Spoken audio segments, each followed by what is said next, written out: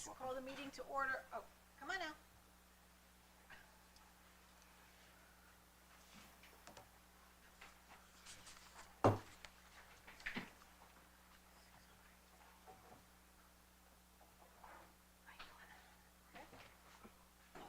How much time do you need? Call the joint meeting of the Charter Revision and the Board of Selectmen meeting to order at 6:05. Everyone please stand for the Pledge of Allegiance. Pledge of allegiance to the flag of the United States of America and to the republic for which it stands, one nation, under God, indivisible, with liberty and justice for all. Before we open public comment, I just want to make one statement, and then I'm going to turn it over to Chairman Gardella.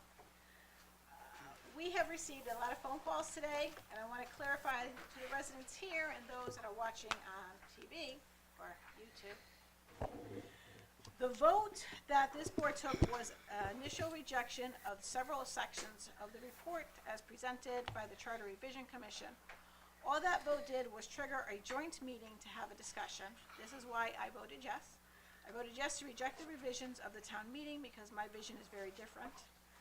It is not to eliminate it, it's to give it more input. But it's my understanding that it's not the board's purview to change the report. Is that correct? That is correct, Madam Ursula. Would you like me to elaborate further? Do you have a microphone? I'm sorry, thank you. Is it on? Good.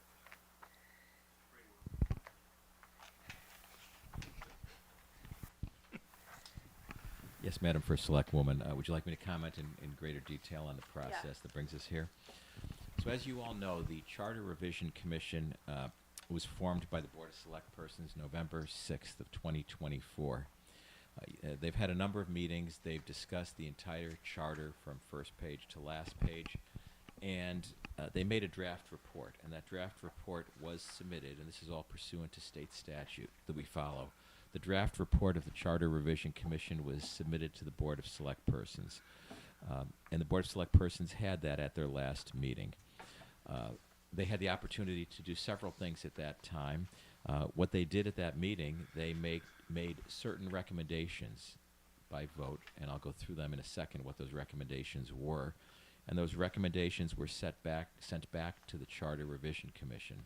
It's now your opportunity to meet this evening with the Board of Select Persons to discuss the recommendations and to discuss your report with them. At the conclusion of this joint meeting, everyone is going to depart. The Charter Revision Commission will be meeting again next week at its scheduled meeting to come up with a final report, to vote on a final report of the Charter Revision Commission. Following vote on that report, the report next week will be submitted to the Board of Select Persons, and the Board of Select Persons will act on the report at their meeting of September 2nd. And the Board of Select Persons have several things they can do with the draft report. It can either approve or reject the recommendations of the Charter Revision Commission in whole or in part. That means they can approve all of the recommendations, at which time they will set a date for a vote, which we expect will be the November election. The Board of Select Persons can reject your entire report, and therefore that's the end of the process. Or they can approve some of your proposals and reject other of your proposals. Those that are approved will go to vote at the November election. The Board of Select Persons will also come up with the questions to pose to the voters. How many questions will be on the machines for them to answer, whether it's one question, 20 questions, or something in between. Again, that's how the process it does work. You, again, will create a final report next week, and the Board of Select Persons will have to act on that report, approving or rejecting it in whole or in part. Madam First Selectwoman, would you like me to go through the recommendations that have been made so far, or is that sufficient for now where I am? That's sufficient for now. Thank you. Thank you. With that, I will open public comment. For those wishing to make public comment, there is the speaker. Please state your name and address. Speak clearly so that everybody could hear. Podium's over there. Thank you, Al.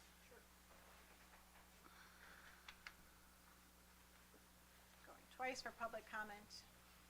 3 times public comment. No public comment. we will go on to Chair Gardella.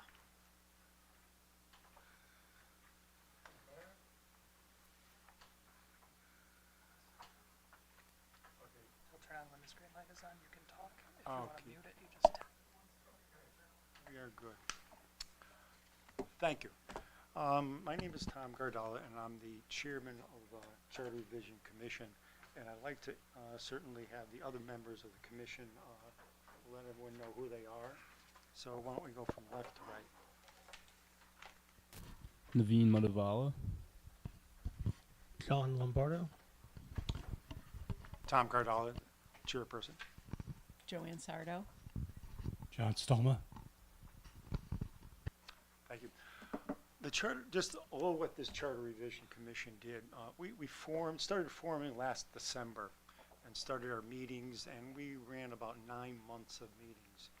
Our process was pretty diligent. What we did, we took the entire charter, we went section by section by section, and we set goals that, in fact, what the next meeting was going to be, and we met all our goals of completing our draft report for the board about 2 weeks early, so we certainly met our goals, knowing that it eventually has to go to the townspeople for a final decision. In that regard, the final report, draft report that came through was the work of this commission that we forward over to the select board. We're certainly here to answer anyone on the, I was at your select board meeting. And I listened. I felt as though myself as chairperson of this commission, I really shouldn't be speaking, and I chose not to. I had the opportunity. I felt this is the forum that would be the right forum to meet with the Board of Select People. And the reason for that is that there's only one commission member missing. I felt as though if I spoke, I could not be speaking at that moment for the board because I could misinterpret something they may have said at one of our many, many meetings. Noting that, we presented a draft report. We presented the Board of Select People, and we are here as a joint meeting to listen. All the members of the commission were not at that select meeting. I was, Diane was, and John was. So we can only read what the minutes said, and I can only indicate I was there. So with that, we would like to discuss anything you'd like to discuss. We read it, your comments, and noting that in 2 weeks, I believe, September 2nd, we will heartily take whatever you say, and then we will produce a final report.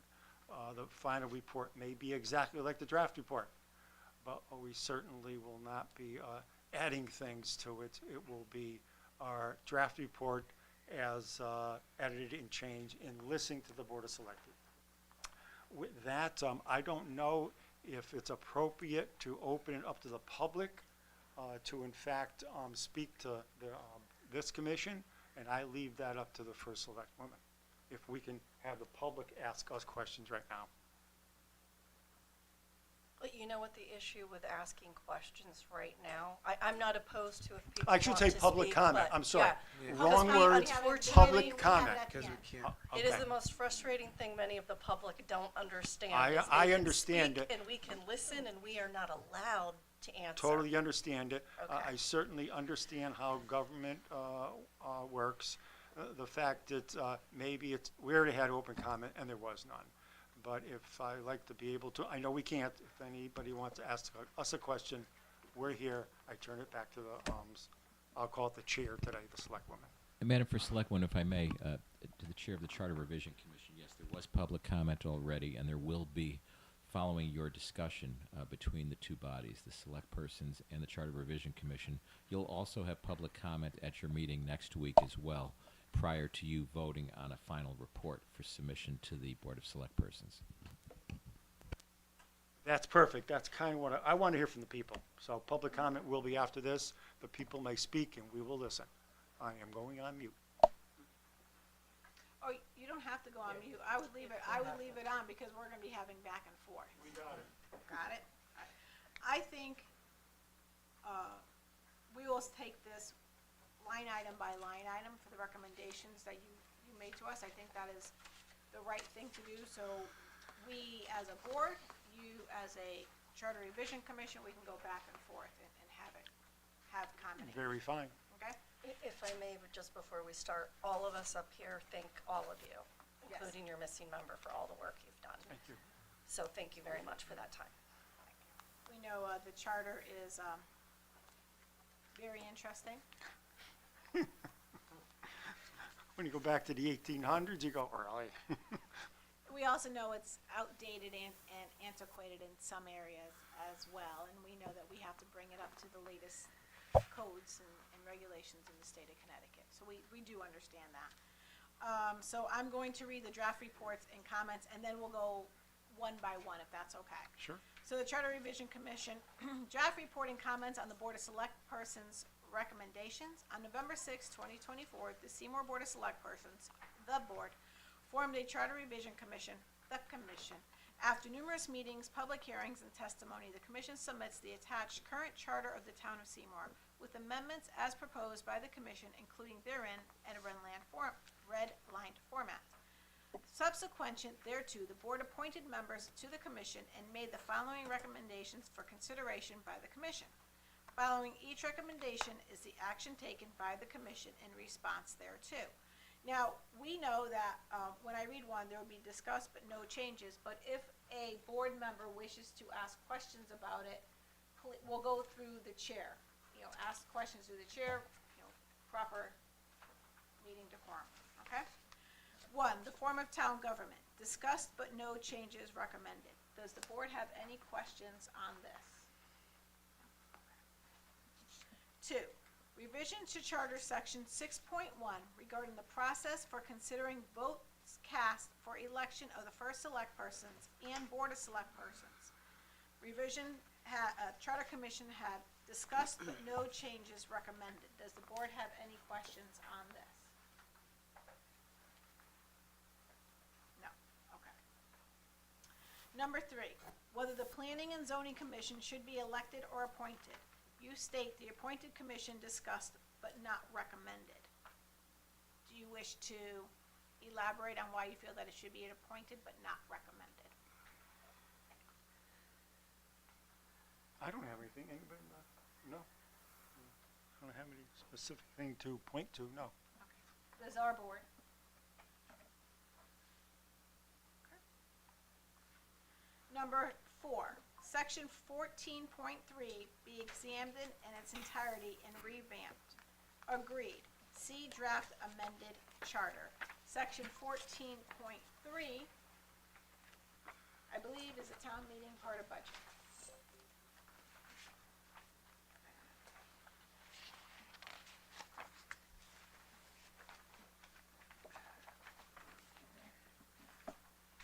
Section 14.3 is the annual town meeting. This print is very small. I felt like it aged me some. We age every day. That is, yes, that, Annual town meeting, it's the budget process. Budget process. Dash budget annual, process. yeah. Okay. That's correct, 14.3. Okay, 14.3, the amended, do you want to go by what you presented to, what you presented? Because your writing is probably bigger than mine. Well, actually, it's taking the chapter 14.3 and it's doing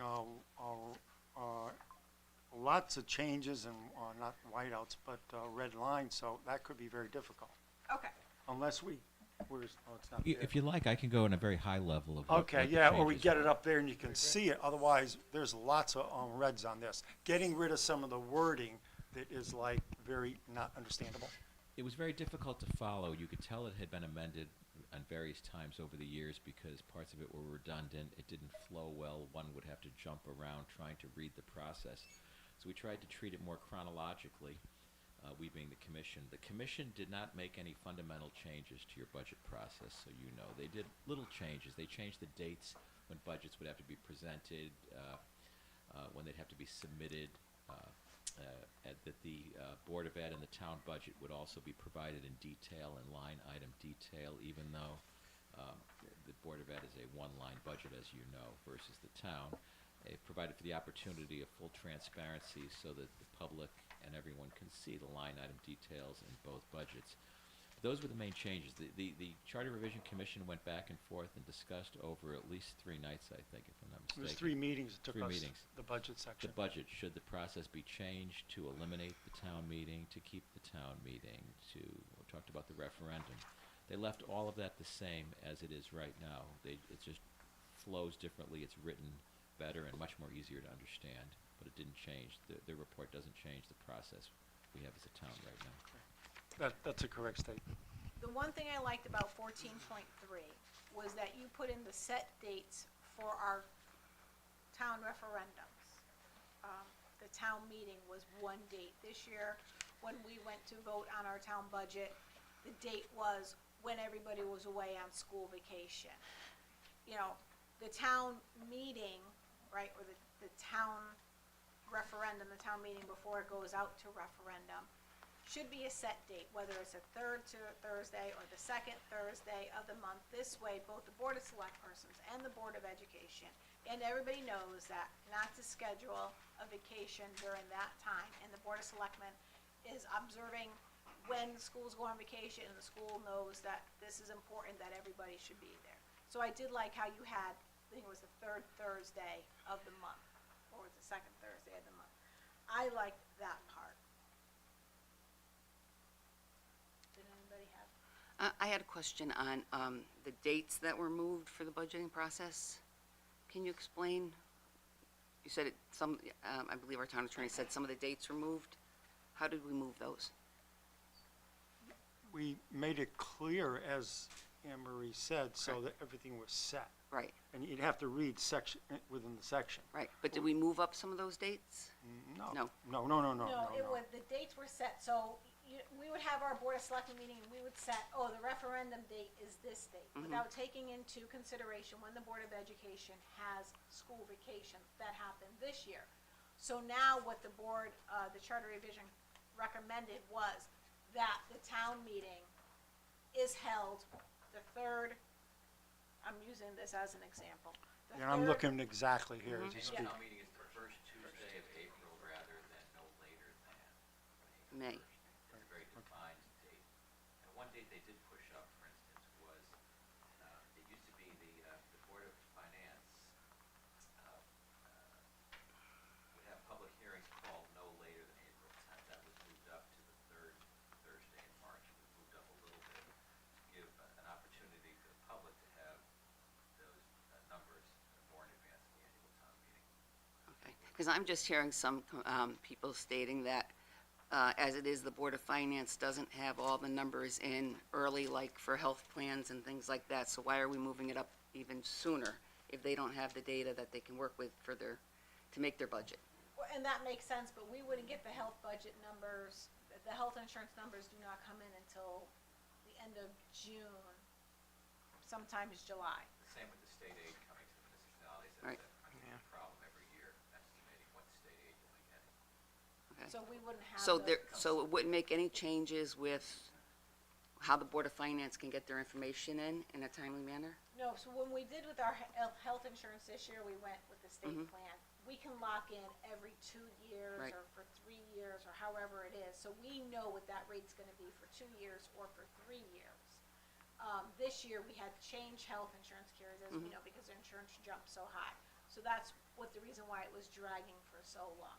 But like 2 or 3 years, you have the numbers, however long you sign in with your health, they'll say, okay, for the first year, it's gonna be this, second year will be this, third Right. year will be this. So you have that information. What they can start doing is what you can talk to the HR about is saying, start going out, we start the process in October. We start the process, so we start asking for the insurance when it's coming up towards the end, for the numbers then, but we still won't get them until June. Okay, I just want to make sure the Board of Finance And isn't these going dates to. were coordinated with both the administration as well as the finance department of the Okay. town, so there would be no issues with availability of numbers and data, and that departments would have enough time to get the numbers in, plenty of Okay. time to get them in. All right, as long as they're set. So if I may, so to answer, I think, your question, what we did was we took out the, sorry, to answer your question, I think what we did was we took out the no later than verbiage and actually put a fixed day of week Okay. of the month to make it more understandable and schedulable, as Okay. opposed to saying no later than the end of the month. Well, it could be anywhere, so Right. we wanted to fix a date. All right, thank you. And if I can add, Teresa, it could also, it's a known issue and it's frustrating. It was when I was on the Board of Finance, because a lot of these numbers come in so late. You can't push the dates out further. Right. Because then you're not allowing enough time to have a budget in place by July 1st when the new municipal year starts. And that shortens with the timing you have to give the residents for different referendums. That cuts that period short and can put us in trouble. So it's almost like a catch-22, Right. no-win situation. Some of these numbers just come in so late. You have something, John? Go ahead. No, he doesn't, okay. No, I'm sorry. Okay. I was just gonna say, it sounds like you put a lot of thought into moving those dates to try to help the town meet its obligations under statute and what we need to do to move the town forward and also make sure folks have opportunity for public comment at the meetings. That- Even more than they already do, which they have a lot. That is a fact. What we found, and it was told us even before, that section of the charter was very clumsy, not well-written. You know, it appeared to us is that it was kind of put together and changed, and you didn't look at what other paragraphs said within the section. So I understand that even when we went through the annual town budget process, the annual meeting for the town, that people were confused as to what was going on. We tried to just clarify and get rid of a lot of the verbiage that actually made no sense or contradicted other verbiage. That was the goal in the section.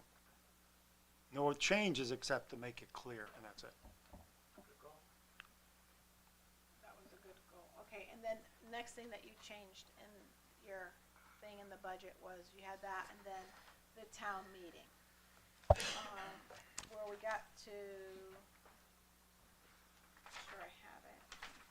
5, Where is that? Number is 14.3, small C, and 14.3, what? small C. C, small c.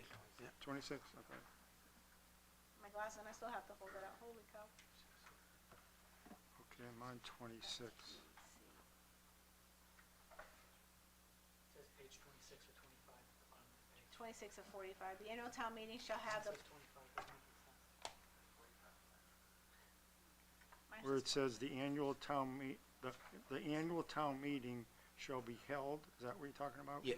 Yes. Yep. And now we have it, annual town meeting for the shall be held for the purposes, and it goes down, A, B, C, D. Is that what you're Okay. talking about? Yes. Yes. The annual town meeting shall be held for the following reasons. Consider and recommend changes to the budget, revenues, debt services, and legal obligations. Legal obligations shall include any obligations conferred on the town by the federal law, state law, town charters requirement, and contractual obligations.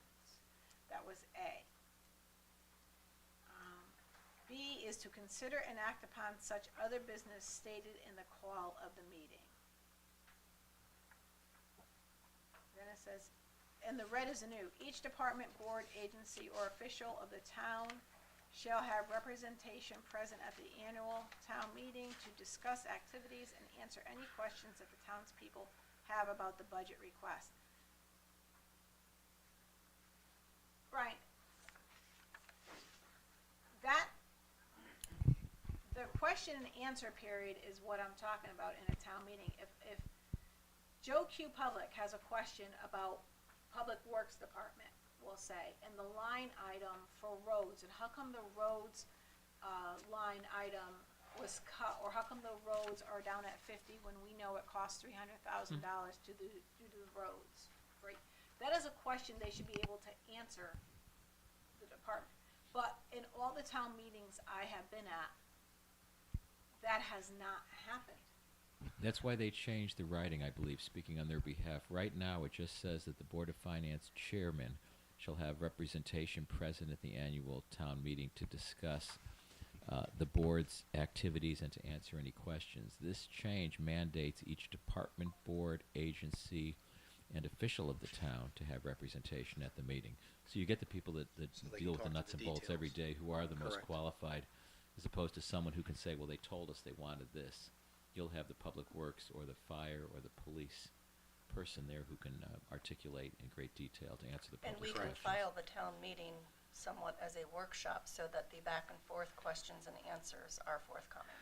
Well, it's made to have the public format where they are there to act, to specifically the language we have is to answer any questions that townspeople might have about budget requests. So you don't have to file it as a workshop, there can have the answer and question period. At the town meeting. Because it's on the agenda. That's what I'm Right, the making annual, yeah, clear. right, you don't have to call it a workshop, you Right. call it the annual town meeting. The way the proposed charter language is allows that colloquy to happen at the meeting. No, I like that because then you don't get the arbitrary, we need to cut the budget by $100,000 with no backing. This way you have people that understand the P&L that can respond to it in a efficient way versus some arbitrary number that somebody could come up with. So. Teresa? Well, I'm gonna save my questions. Thank you, I'm good right now. Al? Yeah, just a comment, I thought that was a great idea. If we have, we're supposed to have a question and answer portion of the annual town meeting, then we should have it, and it shouldn't just be a spotlight on the, finance board chair, Correct. because they can't know everything, right? An open meeting is what we're trying to do. Right. Understood. The call of the annual town budget meeting shall present a separate resolution that the town government budget and the Board of Education budget to be voted upon the referendum. That was there before, it just was Okay. not, it was Why not it's the right red. location. We just put that where it belongs. So the next one would be the annual town meeting shall have the power to decrease or delete any appropriation or items within the appropriate except revenues, debt services, and legal obligations. No appropriation shall be made by any purpose, not recommended by the Board of Finance. The Board of Education's budget as recommended by the Board of Finance shall be considered as a single bottom line appropriation unless the Connecticut General State statutes provide otherwise. That's correct. And that's how it is Chair, I'd now. like to make Go ahead. a comment to open this discussion. Go ahead. I've been thinking a lot about this portion and the next portion about the quorum representation quite a bit since our last meeting. And, remove the language, modify it, leave it be. I think there's a happy medium that we can think about and discuss. I think that overall, the annual town meeting process as it's gone forward as of late has defeated the purpose of, the multiple budget public hearings held by our Board of Finance, our Board of Ed, and our budget referendum vote. And I think we should think about modifying it to allow an increase of budgets, not just a decrease or delete as the language we're seeing of any appropriations and items. And I think that as presently worded, it, usurps the power of a lot of elected officials who put the budgets together every year and work very hard. Our Board of Finance, our Board of Ed, our townspeople, including First Selectwoman, by allowing a small amount of people at the annual town meeting to usually cut and impact the majority's ideas about what the budget should be. So, that's insulting to our elected volunteer efforts, in my opinion. So here's what I was thinking. In lieu of eliminating the meeting altogether, I would propose we discuss having a quorum requirement of 2/3 of the total number of the previous year's budget referendum voters present in order to make any changes to that next year's budget at the annual town meeting. This way, a small group of special interest voters, for lack of a better term, like Selectman Finley referred to, cannot disenfranchise the rest of the town voter bloc. If this quorum isn't present, the annual town meeting would then be adjourned to a machine vote by the Board of Selectmen, which is the usual process, which has been going on for decades. This preserves the integrity of our budget process, and final budgets can go to referendum to the people who vote. That's a democracy, not what we've seen in the past handful of annual town meetings. So that's something I just wanted to put out there for us all to think about, and I've been pondering it a lot since the last meeting.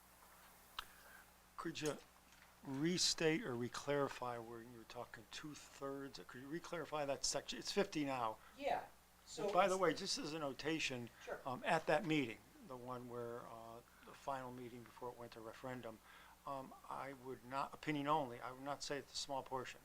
There were maybe 250 to 300 people there with interest. So that's all I'm saying.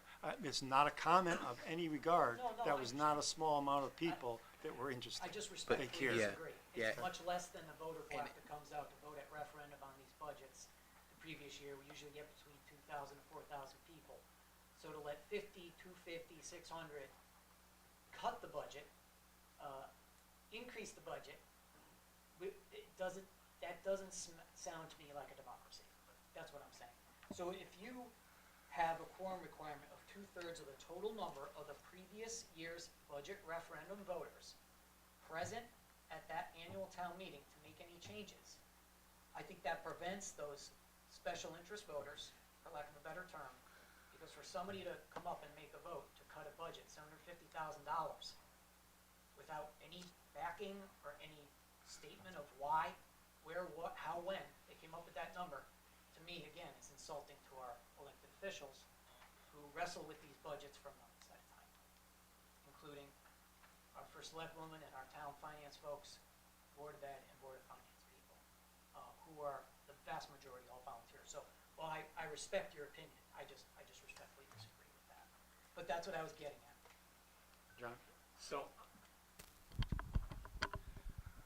I don't disagree with you. I think your number's skewed. I don't think we get 4,000 people at a referendum vote for the budget. I think we get about 1,700, 1,600. Well, I said between 2 and 4. But I don't think you get 2. Alright. We don't get 2. We don't get the number. I agree with the I don't disagree. Yeah. I don't I disagree with you in No, I hear principle. you. I just think your numbers are a little Yeah, inflated on that. yeah. I That's more also than think 200 though, right? You agree with that? It's more than 250? more than Whoever 200. showed up at the Yeah, last annual yeah, town yeah. meeting, right? Right, but Okay. so we did discuss what the quorum number should be. It's an arbitrary number. We could pick whatever we want the quorum to be that we come up with an agreement on. That's a reasonable number. We did go back. We looked at 14 years. In the last 14 years, there have been 4 quorums, but they were 4 out of the last 5 years. So if you only go back 5 years, you're getting quorum 75% of the time. To the point of being democracy. This year, somebody made a motion, right? He picked a dollar figure. He actually initially tried to cut the budget to a percentage number, and he was told he had to come up with a dollar figure. They wanted it to a 4% increase down from the 5.9. The year before, at the town meeting, there was a motion to cut the budget by 600,000 to bring it down to 3 and change whatever she wanted it to be, and it got defeated. So that's democracy. So I have a different opinion on what we would make an addition in here. I don't think it should be one way. I think it should be 2 ways. That you should have the power to increase as well as decrease. That's my personal opinion. And we did discuss it, and we voted on everything, and that's why it stayed the way it's saying, because the commission voted, and that's what we decided to do. But we can adjust the quorum number, but we need to come up with a number. I don't think it should be a percentage of the previous year's thing. We should come up with what a number. We feel, if we think 50 is too low, Sure. we can discuss and come up with maybe possibly increasing that number to be a little bit higher Yeah. to a representation. But to say it should be 2/3 of the previous years, that's back to the no later thans or no sooner thans, and it That's shouldn't be fair. ambiguous. I'll That's just- just my, I'll just counter that with the fact that our federal, state, and other municipal governments use that 2/3 majority to change things, and so that's historically done in government. So it's not arbitrary. What I'm trying to do is use something that has been established through U.S. history and use that 2/3 amount. And I came up, I thought it being fair with the previous year's referendum number, because that's a hard number. That's not arbitrary. right. And you would take 2/3 of that, that's a hard number, and then whether people come out for that quorum or not is more indicative than 50. Oh, I hear you, and I'm Right. not saying that, and I know That's that where it there's came from, precedent John, for it. I'm No, just I know, I saying. understand you, Yeah, and you my, don't and agree my with view that, on it just- is it should just be a fixed number. Yeah. Figure out what the number is. Look at the You electorate wanna for the take, last like, the 3. average for the So go last to the last 15 series of years years or and we whatever? come You up could with a take, number. yeah, and you say, could take an okay, we aggregate really of the should- 5 years or whatever. Yeah, go back 5 years and say, Remember what what I do we? said? The quorum, not going back and forth, because Leanna has to dictate these notes, and when people are over talking each other, it's very hard for her to understand who is saying what, and to make sure she gets the right motions, and she has the right people saying the right thing. We should look at the quorum number. I think what we're getting at is we should revisit the quorum number. That, In I our- mean, in I our just threw meeting out a Is recommendation, what you're asking. doing what That's your recommendation, U.S. is to government has revisit. done since 1776 in the Constitution, it's 2/3 to ratify anything in the Senate or Congress. You know, I didn't just make that up. I thought maybe that would have some, that would resonate. If not, that's fine. I was just trying to, I thought about it. I thought it might be a happy medium, but I do agree that To just have to decrease or delete encourages people to vote the budgets down. In your recommendation, I heard the 2/3. To relook at the number, I heard that. Now, are you also proposing that increase and decrease, or what the dissertation between yourself and my fellow commission member is, you were talking about the number, it's 50 right now, to talk about the number. Were you also speaking, I heard you, increase or decrease? Is that what you're saying? Yeah, Is that your recommendation to this commission? Well, they're Or is two that different something issues. that's now on the side? They're two different issues, right? That's my point, So, that's my yeah, point. I mean, I would add increase, if we're gonna keep that decrease or delete language, I think you have to add increase. And with the quorum number, I'm just giving you my thoughts about that, the 50, I don't think it's indicative of, you know, what the town really wants, the voter bloc wants. So that your final, I will say, recommendation for reconsideration by this commission is a look at the quorum. Is that what we're gonna, you're saying? Just look at the quorum. And to consider adding the word increase to that paragraph that starts the annual town meeting shall have the power to decrease or delete. Okay, I hear you. Those are the two things I would. Okay, certainly, we can consider what you're saying, take it into our meeting, which is in 2 weeks, as I recall, and next week, and that, we will come out with a final report. Just to be clear, I'm throwing that out there. Oh, of course. People are not commenting. Yeah. No, We are we're serious. here to listen, Throwing it out. and in taking and listening, we could change it, or we could come back and Great, not change it. I'd appreciate that. Anne Marie, I'm sorry. It's okay, we just have to stop talking, over-talking everybody. It's going to be very hard for Leanne, and then that's how the miscommunication gets out, and that's how things are taken, wrong, So noted. okay? Al, are you done? With your comments, okay. Teresa, did you have comments? Yeah, I like Al's, what Al put out there on both points. You know, we say that we can decrease the budget at that time, but we don't say the increase. And I know that could be an also a slippery slope we could be looking at, because all of a sudden we might be increasing a school budget $750,000. And where are we gonna come up with that money from? But speaking to that, I think it's important then that the quorum number is changed, because people will need to get out. If they're really that invested in it, instead of 50 people, because I could get 50 people to come out and vote for that. But if you're talking about, you're gonna need 500 or something like that to make a major change in a budget, and especially after the Board of Finance and everyone else has gone through all this hard work, just to tear it down, I think it should be, the word of the people that we have to have a bigger majority than just 50 people coming out, or like you said, it was 200 or 250 this time. I mean, that's better than what we've been getting, you know, recently, but I think for major changes like that, when we're talking hitting the budget $750,000, and this is eye-opening, and it was, I want to say it was a good thing and a bad thing, because it's now making us look into this deeper and how we can make sure that we're going forward, our budget process will be better. So I also would like to look, I don't know if you could go by how many, you know, property taxpayers are in town, if we get 10% of them, or whatever number. But I think a number like 50 would be short if I wanted to pad a room and get something swayed. Those are good points from the standpoint is we also wrestled as the commission, 50. And we wrestled back and forth. Ultimately, we left it. That does not mean we didn't pay attention to it, and we wrestled with the same thing. 50 is kind of, I think someone said, well, I had 300, 250. We left it. That does not mean that we also did not think that could be a problem. We'll look at it, and we'll come up with some difference. I'm sure we will. What it is, I have no idea. The only thing I do point out is with the Board of Education, you can go up or down. It's bottom line. I totally know that.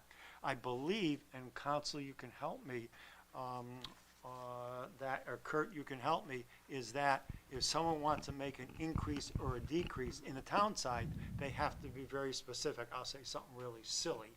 Is that, okay, I want to decrease the first select woman's salary by $10,000. Pardon me? That's not silly. Okay, that's contract, okay. But you could go through Right. certain ones. You have to go through the entire section of the town and say, I want to decrease it, I want to increase that. It could turn into pandemonium, because I feel as though probably, I was at that meeting where 750,000 was changed. Maybe people were afraid of trying to go line item by line item of the actual town section. So you can get into that all night.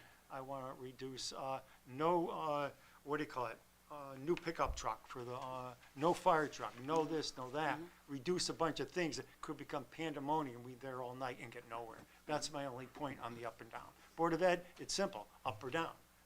Town budget, it ain't simple up or down, it's by line item, non-contractual only. So that's my point. Tricia? Okay, I'm gonna speak for a couple minutes. Not by way of tooting my own horn, but just to give you a background. I have always been a very big advocate that we sit here in this seat on the Board of Selectmen as elected officials voted in by the people. The same can be said when I sat on the Board of Finance. I've sat on the Board of Finance as chairman, I believe it was for 11 years, and as a member for a few years before that. I helped get our town's 10-year strategic plan going, and one of the things that you now see as part of that strategic plan is public comment in the beginning and at the end of every single meeting so that we can hear from the public. I'm going to suggest that something be looked at a little bit differently from my peers here, although I will say if you choose to keep the public's option to suggest a change in the budget, I agree it needs to be a much higher number that's present because it's very easy to muster 50 people if needed. And that is game playing, if you ask me. Whether it's for the town side or the Board of Ed side, it is game playing because it does take away from the people coming out to vote, and it is not a true representation necessarily of the majority. That said, with as long as I have been volunteering for the town and with my background in finances and strategic planning and the frustrations of how slowly things move in government and just government in general, including the town side, I suggest that we hold the town meeting because I want to hear from the public. I like the idea of the format, understanding it's always been in there. I'm a little confused because as Anne Marie said, for many, many, many years, there's not a back and forth question and answer because it's always been listed as public comment. And the most frustrating thing to me with Robert's rules is public comment is public speaks, you listen, and you don't say a word. You can't. We've got in trouble for that. And it is really annoying because when the public asks a question, they obviously want an answer, and most of us want to answer. So this new forum, I think, is fantastic. That said, I don't care if 2 people come out. If you do away with the idea of people suggesting a cut or an increase, which if you're going to offer it, I agree, you need to offer both. Because you can't just say you can cut the budget if you're not offering the opposite side. That said, sitting in the many seats I've sat in, a few things. One, those motions have to be done very, very specifically. And I believe it was the last town meeting where you saw the public getting very frustrated because they were trying to make motions and none of them were done correctly. So nothing was done to the budget. It looks, when that happens, it looks like that's a game too, because nobody knows how to do it. And I think people are much smarter than we ever give them credit for. However, to Al and Teresa's point, we have people sitting here for months on end, all year long, understanding the numbers, listening. And to be honest with you, I do understand the public can come out to these workshops. The issue with that is they can come out and speak, but they're not finalized numbers until the final budget is put together. So I'm not for taking away the town meeting because that's a final budget being presented. That's something that people can see. This is what we're recommending. This is the bottom line to you. And now, what are your comments and recommendations or questions and suggestions on this? So having that town forum to speak and to ask questions and to get answers and be more informed so that you as an individual can go out and now vote with information and facts is wonderful. Taking away the idea of being able to cut or increase takes away 2 things. One, frustration when it's not done correctly, making it look like we're just trying to stonewall them. And two, to everyone's point, not everyone in the town, I mean, let's be very honest, most people in the town, including me, before I got involved in the town, you wouldn't understand everything you're looking at anyway. To know what you're trying to say, please increase this, please cut this. Most people do not understand the detriment that this could cause if it's increased a large number of people in town who cannot afford that large increase, or decrease what you're going to do to the town or Board of Education side, for instance, with the Board of Ed, by not meeting the MBR. And later on saying, well, I didn't know that when I made that suggestion, because the people aren't involved in the day-to-day or all year round. So I think it's still giving them a voice, having the town meeting, being able to ask questions and get those answers, which is what people are so looking for. And absolutely, if someone does have a suggestion and knows, you guys are saying you're buying 2 fire trucks this year, this is why I don't like that and why you need to reconsider. So that the Board of Finance can hear that. So that the fire department can hear that. Don't mean to pick on anyone, that's just one example, Fire right? commissioner, so. Okay, not I'm picking on not, you. yeah, please don't, I love the fire department, I love our volunteers. But again, this gives people a voice, it gives them a chance to get the answers, because the whole idea is not for them to come and, I'm gonna use the word manipulate, I think it's a very strong word, but it's not to come out and manipulate a budget or to play a game with a group of people, because this is what this group wants, or this interest group is looking to do. What it does is it's informative, it has a back and forth, we get to hear what the public is thinking, they get to hear the facts, and now every single person can go out and vote based on what they heard and what their understanding is, and take a look and see if that's feasible for them. And I support that 100%. But again, what I don't support is the willy-nilliness of many people who think they understand the ins and outs, and it's not that people are stupid, but again, I throw myself in that group.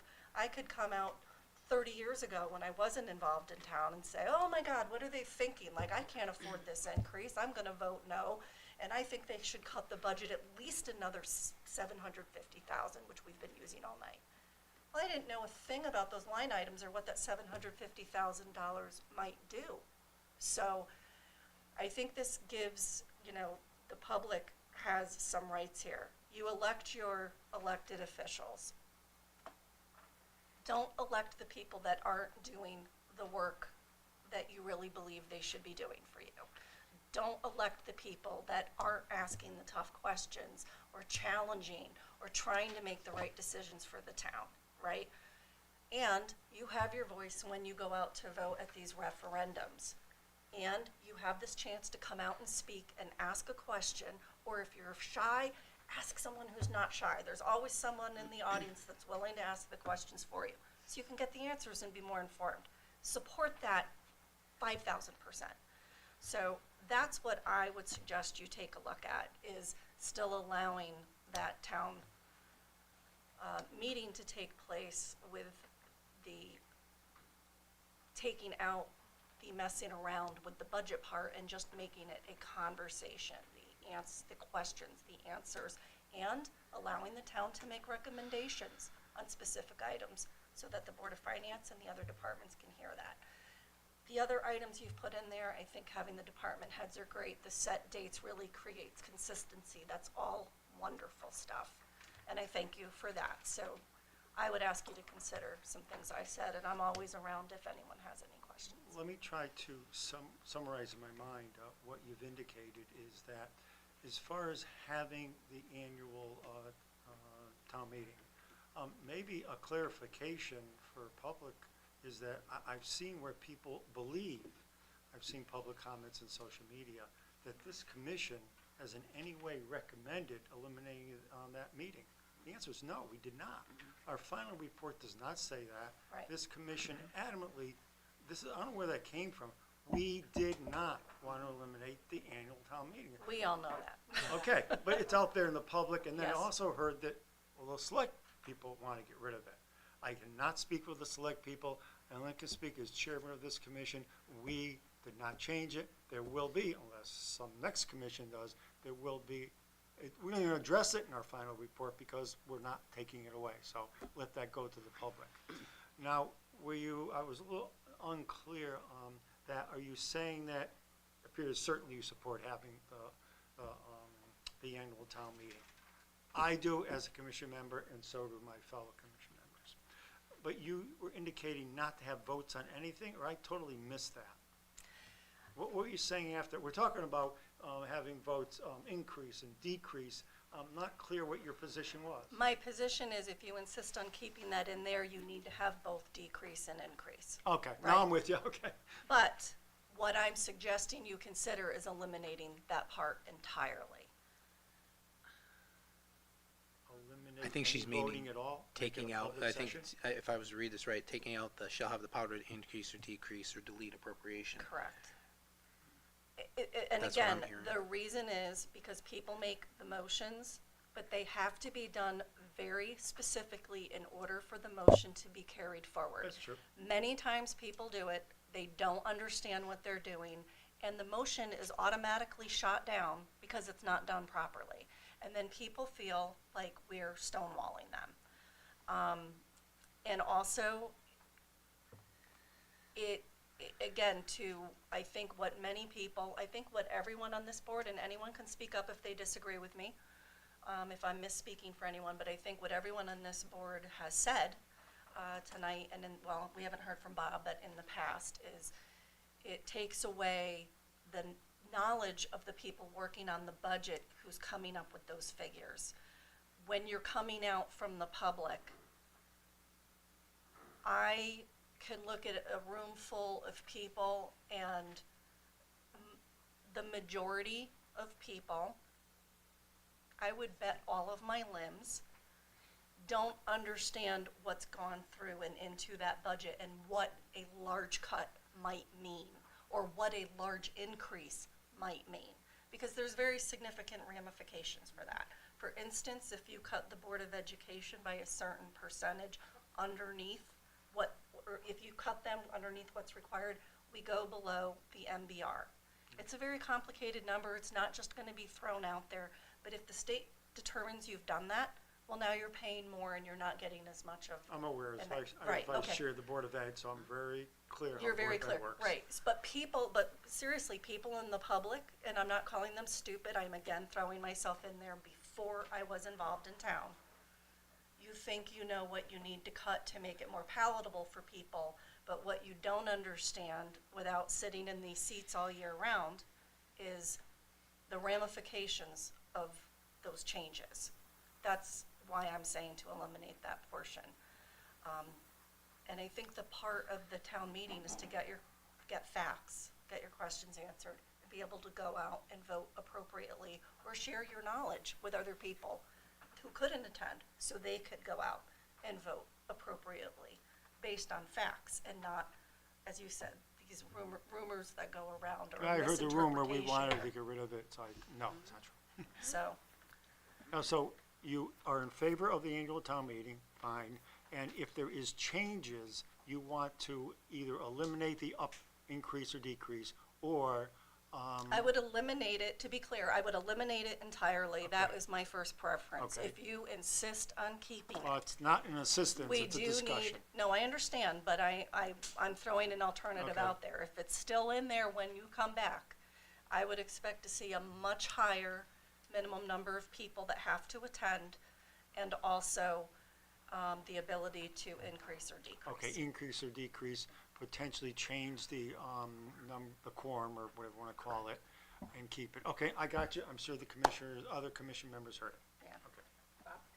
I had a small comment on Sorry. how can we give the general public more information so if they see every facet, like you were speaking of, with the repercussions of whether it goes up or goes down, instead of just relying on just general information from the general public on the street.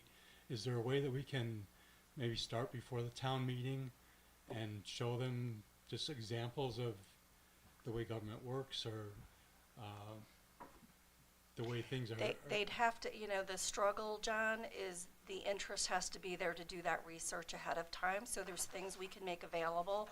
There's things, as you know, we've asked before, what's the MBR? To make sure we don't go below it. It's not a figure that they just, you know, that's just thrown out and figured out from there. And nor do you want, I mean, you want to move things forward too. Right. So there's not necessarily, I think, a good way. However, the Board of Finance should be prepared, and if we have all these town department heads available, which is what you, your committee's recommended, we're gonna have a much stronger town meeting with the right people there to answer the questions based on the budget, the line item they're questioning.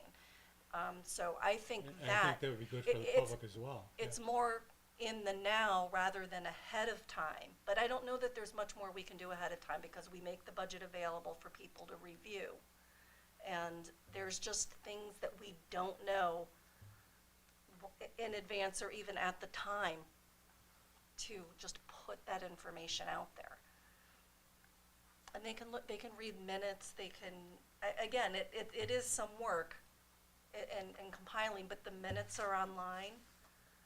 The agendas are online, you know, I've recommended to the Board of Finance since I left it, that every year that they're having the town meeting, they should have a graph explaining this is what the increase is gonna mean for you based on your assessment.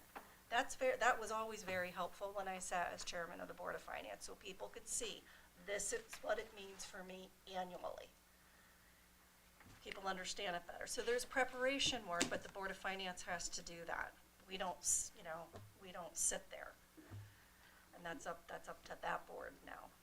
Just a notation, so it appears as though no one wants to go to the annual town meeting. This is a public record. The last time this charter revision committee put something out to the public, it said, shall the town charter be amended to change the budget process, including the elimination of the annual town meeting, so that the budget will go directly to the referendum? The people voted last time, said no, by 492 said no, we do not want that, and yes was 1989. So I think just me reading this already tells us, you as the Board of Select People, us as Charter Revision Commission, that the people don't want it.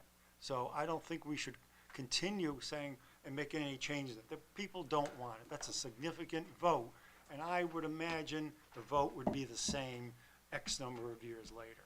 So I think that should be a notation to all of us sitting here right now. The people really don't want that change. So enough said. Yeah, no, I think the compromise though, I mean, I was one of the, I also didn't agree with the town meeting in the format that it is today, because it is too arbitrary on people, how people can just walk in and throw a number out there, and then the numbers that you have there, which might not represent the entire town, can skew the whole budget, right? So I think the compromise that you did make, which I think was tremendous, I think you guys did a great job, is having the people that can support the P&L there, so that to support their department, so that when people want to question what's in the budget, then they can say, well, here's what happens if you do that, and they can talk to it, so people can make a better assessment on the numbers. I love that part, I really, really do. I think that's what needs to happen, and I think that's what needs to happen at the town meeting. Now, arguably, I'm not sure we should have the ability at that town meeting to reject the budget at that point. I really don't, but that's my opinion. I think that's what you do at the referendum, that you go to the town meeting to understand the budget, and then you go to your referendum to vote for that budget. Absolutely. So, but I think you did capture some of that, with respect to having the town meeting, you can still, vote on it. But I do think you captured it by getting people to understand the budget through the department heads, which I really, really like. But I was on the Charter Commission before, and you guys did a tremendous job. I know what it's like to go through this, so I do appreciate your efforts. Any questions for Bob?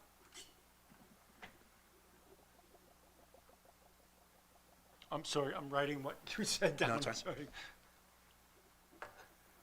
Okay, I'm sorry, I apologize. What was the question, Emery? No, Is she there has any any questions questions? for Bob? I have none. Does anyone, Commission? So to my vision for the town meeting. We have, the departments come and they present their budgets, and they're called workshops to the Board of Finance, and then Board of Ed presents, and I present. Then we go off to, they set the budget, and then we go off to the town meeting, and then it goes off to referendum. I believe there should be something in between.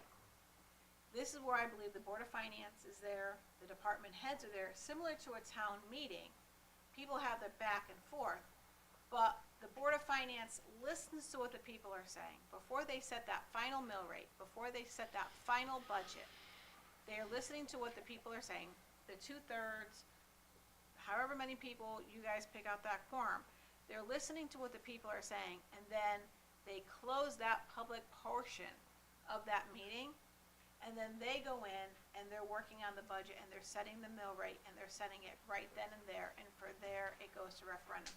They're listening to what the people are saying and they're setting the budget right then and there. That is what I believe should happen. So we're calling that a town meeting or not, but we have that adjourned, we have the town meeting, we have an adjourned town meeting.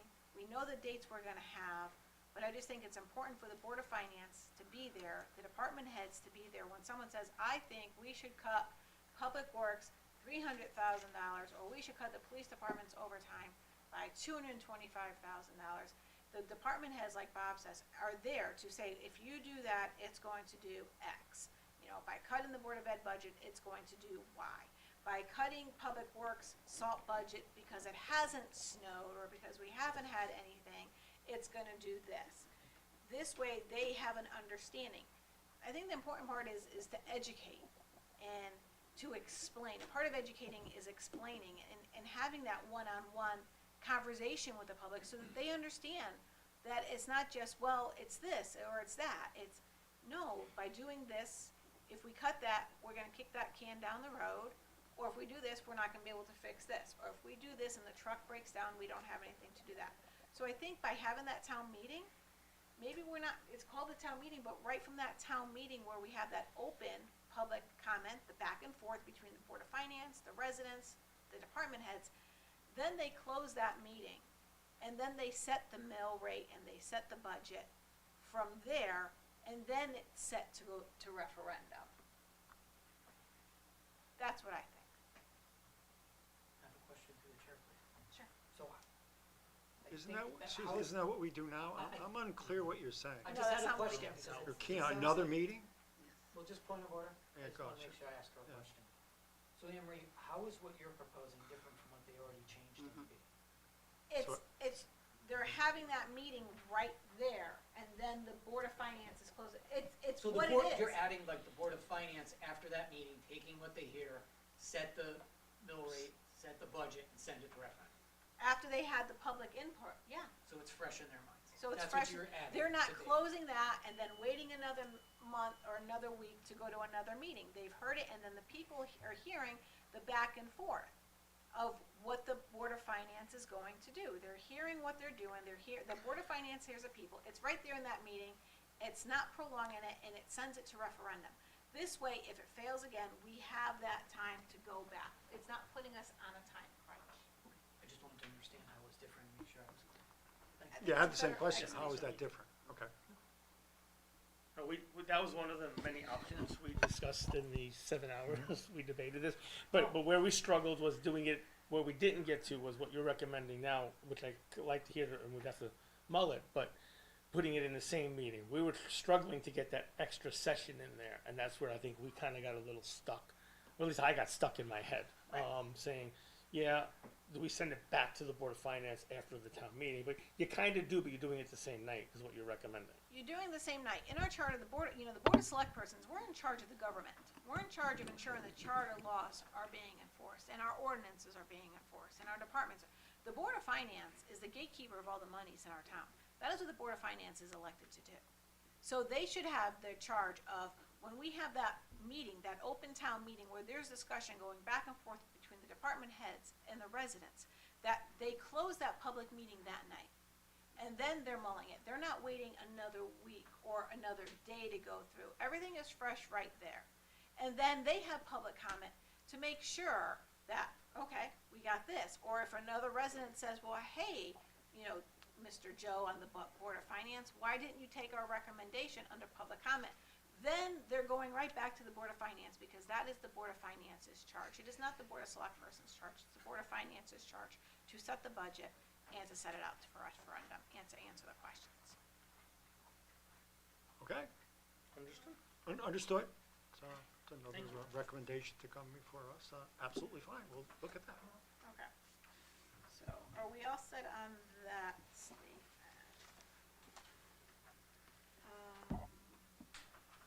We're still on 14, yes? I think so.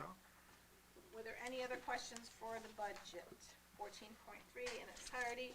We liked how the date was, we've discussed the public comment, we've discussed the town meeting on that end of it, the department heads being there. We have early voting now, I don't know if that's put in there. Because early voting goes for our budgets as well. Okay. Okay, so that was 14.3. Is there any other further questions from this board or the Charter Revision Committee on 14.3? Okay. No, being, our draft report is our recommendation, Okay. nothing else. We did not add Well, or, I just meant during the discussion. I apologize. Okay. 5, revision to the town's purchasing, bidding, and appropriation and budget process. Agreed, see draft amended charter.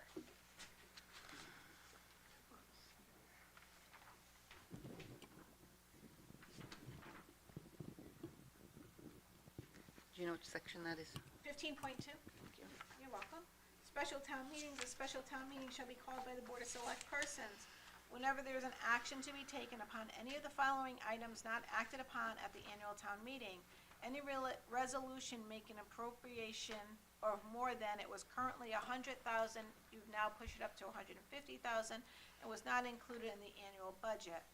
B, was any resolution authorizing an issuance of notes or borrowing more than was 100,000, you made it at 150,000, or more not included in the budget or issuance of bonds in the amount. C, was any resolution authorizing the issuance of, you crossed out notes, bonds, or other borrowing of $500,000 or more. Those were the only changes to the special town meetings. Does anybody have any questions as to why they went to 150 from 100,000? Comments? Our answer would be, it's arbitrary.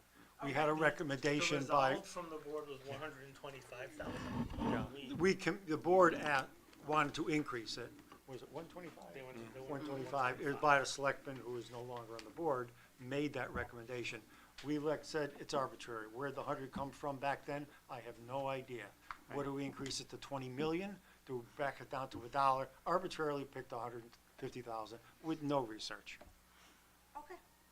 Things have gone up, it makes sense. Yeah, well, we don't know. All right, item number 6 was revision to Charter Section 16, minority representation, discussed but no changes recommended due to state statute. Any board members have any questions, comments? No, okay. Item number 7, review of all town boards, commission, and officials, including emergency management directed, included but not limited to jurisdiction and operations. Agreed, see draft amended charter.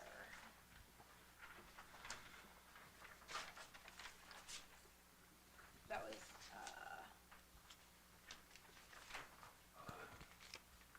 what section was that?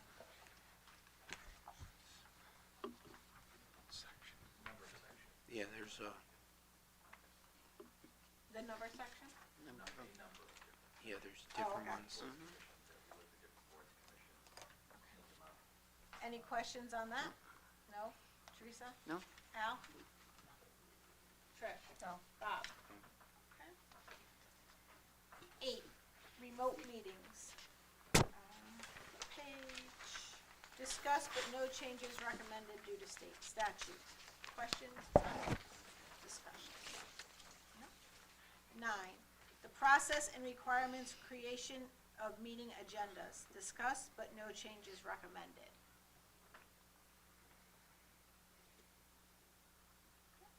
10, corrections to grammar statutory inconsistencies in the current charter. Agreed, see draft amended charter. Commission. as we know, there was in the last charter, there was a change to change the grammatical errors. And it that failed. I know, it failed. How can you win? And, in some areas of the charter, it was calling out old state statutes. Okay. That left you to, this page has been left intentionally blank. So you changed that in there. Any questions, comments? Yeah, we kind of laughed that you didn't want to change grammar last time. Well, we went back at it again and let them vote again. Okay. 11, add new section to the charter of the town's intent. Did you have something? Okay, 11. Well, I just chuckled We at- chuckled at that one. I chuckled at you can't change the periods and the commas, thank you, no, we don't wanna do that. I don't get it. Try again. 11, add new section to the charter of the town's intent to support a long-term strategic plan process and submit and create an annual reporting structure. Agree and see draft amended charter.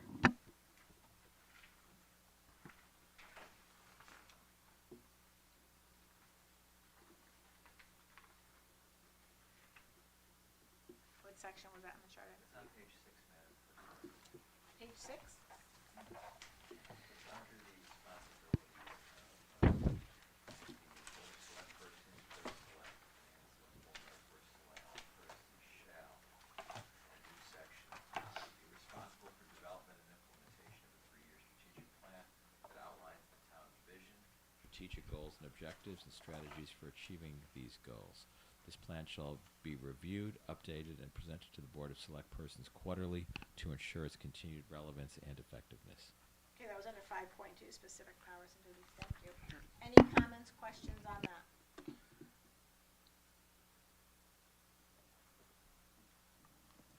Thank you. Strategic plan. Oh, okay. Okay, great. In addition, the commission has proposed a new section in this charter regarding shared services, and we are not, that was taken out. That's agreed. Well, it's your recommendation, I don't know if you want to discuss that. I would like to discuss that. I don't believe that shared services should be in the town charter. I think that should be something that is done, just my opinion, sorry, I jumped ahead of everybody, I apologize. Oh, go ahead. But I think that is something that should be discussed between the towns. We all know that the state of Connecticut, especially speaking to Sean Scanlon, has discussed that the governor is looking to regionalization on certain things. I think there are things that we can do shared services inside of a town together. I don't believe that this should be put into a charter and something that we should look forward to, because things are constantly changing. If anything, that should just be a contract between the town and the Board of Ed, or something that's understood between the town and the Board of Ed, or through departments. That should be something done through there. I do not believe that that should be through a charter. You can't bind the town to something that might not be able to be done. However, could be in the strategic plan, so you're not putting it in the charter, Correct. but it's elsewhere for the town. So it's not So it's quite traceable eliminated, and- it's just going to be where it should have its home instead of here. I don't think it's a charter. I don't think it's a charter thing. I think it would also, hold on, now. I think it would, shared services, there's a way to save money, yes, but I don't think it should be charter driven. I think it should be driven through a strategic plan, through a sustainability plan, through things like that, but not through a charter. That's what I have to say. Al and Teresa, I'll kick it off to you two next. Sure. And read through the chair. Yeah, I voiced my discontent with this language at the last Board of Selectmen meeting. I believe Selectman Stanek and Conroy supported me on it. I believe it's section 8C.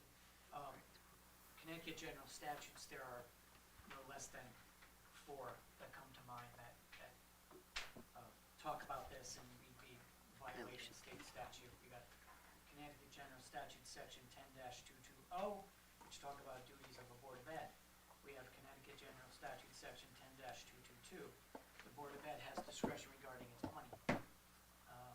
Connecticut statutes section 10-241 small b discusses cooperative agreements, end quote, with boards of ed and municipal offices and entities. Connecticut General Statute Section 10-248 small b states the Board of Ed may enter into written agreements with the town for provision of non-educational services. So that's a may. Currently we have a shall in there. So state statutes clearly define the circumstances and procedures to approve shared services. The Board of Ed must agree to enter into such contracts, as does the town too. Cannot be mandated by charter. Current proposed language says shall. It's improper and contrary to what should be in the charter. The language is preempted by statutes and it's unnecessary. And if you want to ensure the Board of Ed and town work together for shared services, maybe we should think about combining our two budgets back to one, is the thought. But I agree with what Anne Marie, Trish, and Bob have stated, so thank you for your thought. Thank you. Teresa? And I stated that at our last meeting. Fred had also done a lot of the research on the state statutes, and it just doesn't fit into our charter, so I am all for taking this section out. Trish? Now, like where Trish had mentioned, that could be a part of the strategic plan. It's a better place for it, and it's still traceable, so. Charter Commission? Just to clarify, I heard exactly what you said, but let me, in our consideration, or reconsideration, let me turn to council, because I heard a number of things said you can't do it by state law. Now, in hearing that, it raises my ears, because I do recall, help me out, our council, is that during our meetings, we considered that, and we turned to our council for this particular commission. So council, I'm hearing you can't do this by law. Okay, so we hear our council saying that you can do it. This is our council, it's your council. We have select people saying you can't by law. I turn to our council and he says yes. Where do I go from there? The question becomes, do you want to? Oh, well, I agree, I agree. Right. That's where, No, Yes, you can. The question is, they're suggesting for various reasons that you may not want to have this provision explicitly in the charter. And that's the discussion you're having. oh, Just to be that's clear, what, point of order, that's not what I'm suggesting, Brian. I'm suggesting it's violative of state statute as currently phrased and worded. If you'd like the cites, I can give them to you. But that's my, Fully aware of the sites. oh, okay. They say may. This is mandatory. Shall is stronger than may, so Right. it's That's clearly my point. something they can do. No, I was talking. So that's what I understand. It says shall. I'm saying the statutes say may. That's in direct conflict with what they want to put in the charter. So it would be my recommendation. Well, it's actually not a as direct stated others, conflict. May gives discuss you but the no option. changes recommended due to state statute. I would say it should come out due to multiple state statutes. I respectfully disagree with your opinion as a fellow attorney who practices that law. okay, I hear everyone's practicing at law, but we're here to try to make Education. decisions. That's, I have the floor. We're here to try to make decisions, to bounce back and forth by law. Let's take that off the table. What I was asking, and I believe I got the answer, I'm hearing two sections. One is, we don't want it in there. I hear that loud and clear, not a problem. We may still want it in there. That's our discretion as a commission to just put it in our report. What I was trying to clarify to council is we discussed this significantly at our meetings. I was turned to council, they gave us advice. I'm hearing select people say, by law, you can't. I turned to our advisor council, and he is the one that tells us whether we can, not anybody else. You are absolutely correct. I'll hold off. I'm not saying Okay. anything. Go ahead. Council, Attorney Leclerc, can you tell us why you state that we can put it in? Where does it state? Because, hold, Selectman Bruno and Selectman Stanek have both stated state statutes that we cannot do it. The state statutes do not say that you cannot do it. It says that a Board of Ed and a town may do that. It's allowed for them to do that. This is mandatory. It says you may do that, but you will do that. And that's the difference. Who says you will do that, you may do that? The charter? That's this proposal. Shall is mandatory. May is discretionary. It's an option. May gives you the power to do something. You may go to the grocery store tonight. You have the choice. Shall goes one step further, and it says you shall go to the grocery store. That's obligatory. You must take that specified action. This says that both the proposal the Charter Revision Commission came up with, they both sides shall plan and develop a plan for shared services, to come up with a plan for shared services. Read what, can you please read again into the record what they are suggesting? They're suggesting that there be a provision in section, a renamed or a new section 8C1, in order to promote efficiency, reduce costs, and enhance the delivery of public services to the residents of the town and the Board of Ed shall jointly plan, develop, and implement a shared services relationship by which the town will provide certain shared administrative, operational, and support services to the Board of Education. Such shared services shall include human resources, information technology, financial management, procurement, facility operation and maintenance, and any other administrative, operational, or support services that the town and Board of Education may agree to in writing from time to time. Period. So, from that, Al, are you recommending that you take it out, but if you were gonna have that in there, it should say may? Yeah, and I think it's just duplicative of what state statute has already trumped, and I don't think it's necessary to be in there. That's right. No, that's fair, yeah. Yeah, but Understood. yeah, I mean, it should say may, but it's duplicative of what we already have under state law. And the Charter Revision Commission has already said in other points here in the report, you know, no change is recommended due to state statute. I don't think this is any different. So I don't know, I'm not quite sure what the contrary opinion is from Attorney Leclerc now. I think the point of the commission in putting the mandatory shall language, shall means the board and the town shall come together to plan and develop it's a the shared must. services. Right. Otherwise, with the statutes that say may, the town can say, we choose not to, or the Board of Ed could say, we're not getting together to discuss this. This says that you two have to get together and talk about planning and implementing. It forces you to come and talk about it, as opposed to ignoring the elephant in the room and both sides, you know, or one side saying, no, we're not doing that. And there's nothing to force, and this forces the people at least to get into a room, and that was the commission's thought, to develop a joint plan and try to develop it to shared services and save the residents money. And this is not an educational services. This is on you know, the basic, your finance, HR, IT, procurement, maintenance of the schools, things like that, where there could be a cost savings by shared personnel. And that was their thought. They talked a lot about having, you know, one pickup truck do two facilities, not having two pickup trucks, kind of example. Very simplistic. And that's where they were coming from.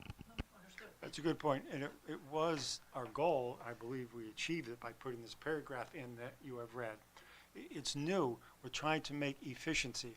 I hear that it doesn't belong in the charter, that the words that should be may. Well, we're trying to, it's a word I'll use now, but that isn't what I mean, to force the action. We're trying to maybe save money in this town by bringing some duplicate services together. And then, like computer services, I don't know everything that happens in this town, but a forcing of together, you shall get together, you will plan to save money for this town. If we don't put it in the charter, it probably wouldn't even happen. Because yeah, we'd like to, but then someone in the town's people come and say, wait a minute, it says in the charter you're supposed to do that. We get to one of these annual meetings, a resident says, where is what is in the charter? If it's not in the charter, it's basically not enforceable. We're trying to save this town money. That's the idea of the whole section. Bob? No, I just want the legal end to be correct, so whatever the state statute is against what the charter is, I want that to be, whatever it is, I don't know it, I'm not legal, so that would be my only recommendation. Trish? I'm not gonna lie, I'm a little stuck, because I still think the appropriate place is the strategic plan, because things change, and we know how difficult it is to get the charter to be updated. Right. Yes. On the other hand, I also know that what is in our strategic plan is not always budgetarily capable to be followed, and adjustments have to be made. I still think the strategic plan is the right place to put it.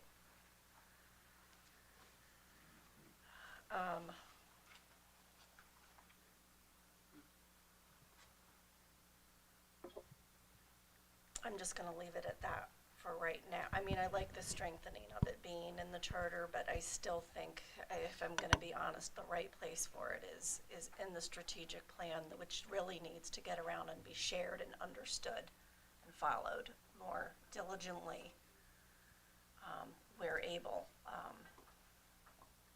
because that is the appropriate place for it. Just a notation to respond is that it doesn't say that you can't do it there. All it says is by charter, much like the U.S. Constitution, you must do it. If you do it in your strategic plan, you probably met the goal. If you worded the exact wording, shall jointly plan, doesn't say where you're going to plan it. You could plan it in anywhere you want. So to answer that question is, you still can do that, but the charter is saying you must do that. And how you achieve it, well, that's up to the administrators of this town. That's how you do it. So it can still be there. Doesn't say it can't. Just do it. Because right now, is it really being done? If we did not put this in the charter, would there be shared services? Most likely not. If so, why hasn't it been done so far? No, This no, town it is has, 18 it months. has. Yeah. Okay, It has. We have been looking at shared services because it is in the strategic plan. okay. So in looking at it, It's forcing the hand wanna talk to over you. make it happen, but if I may, Brian, or, I'm sorry, Attorney Leclerc. If something were to change in the future that eradicated the ability of shared services between the Board of Ed and the town, would that section of the charter just be eradicated automatically, correct? Because without us having to Be change it. unenforceable. Okay.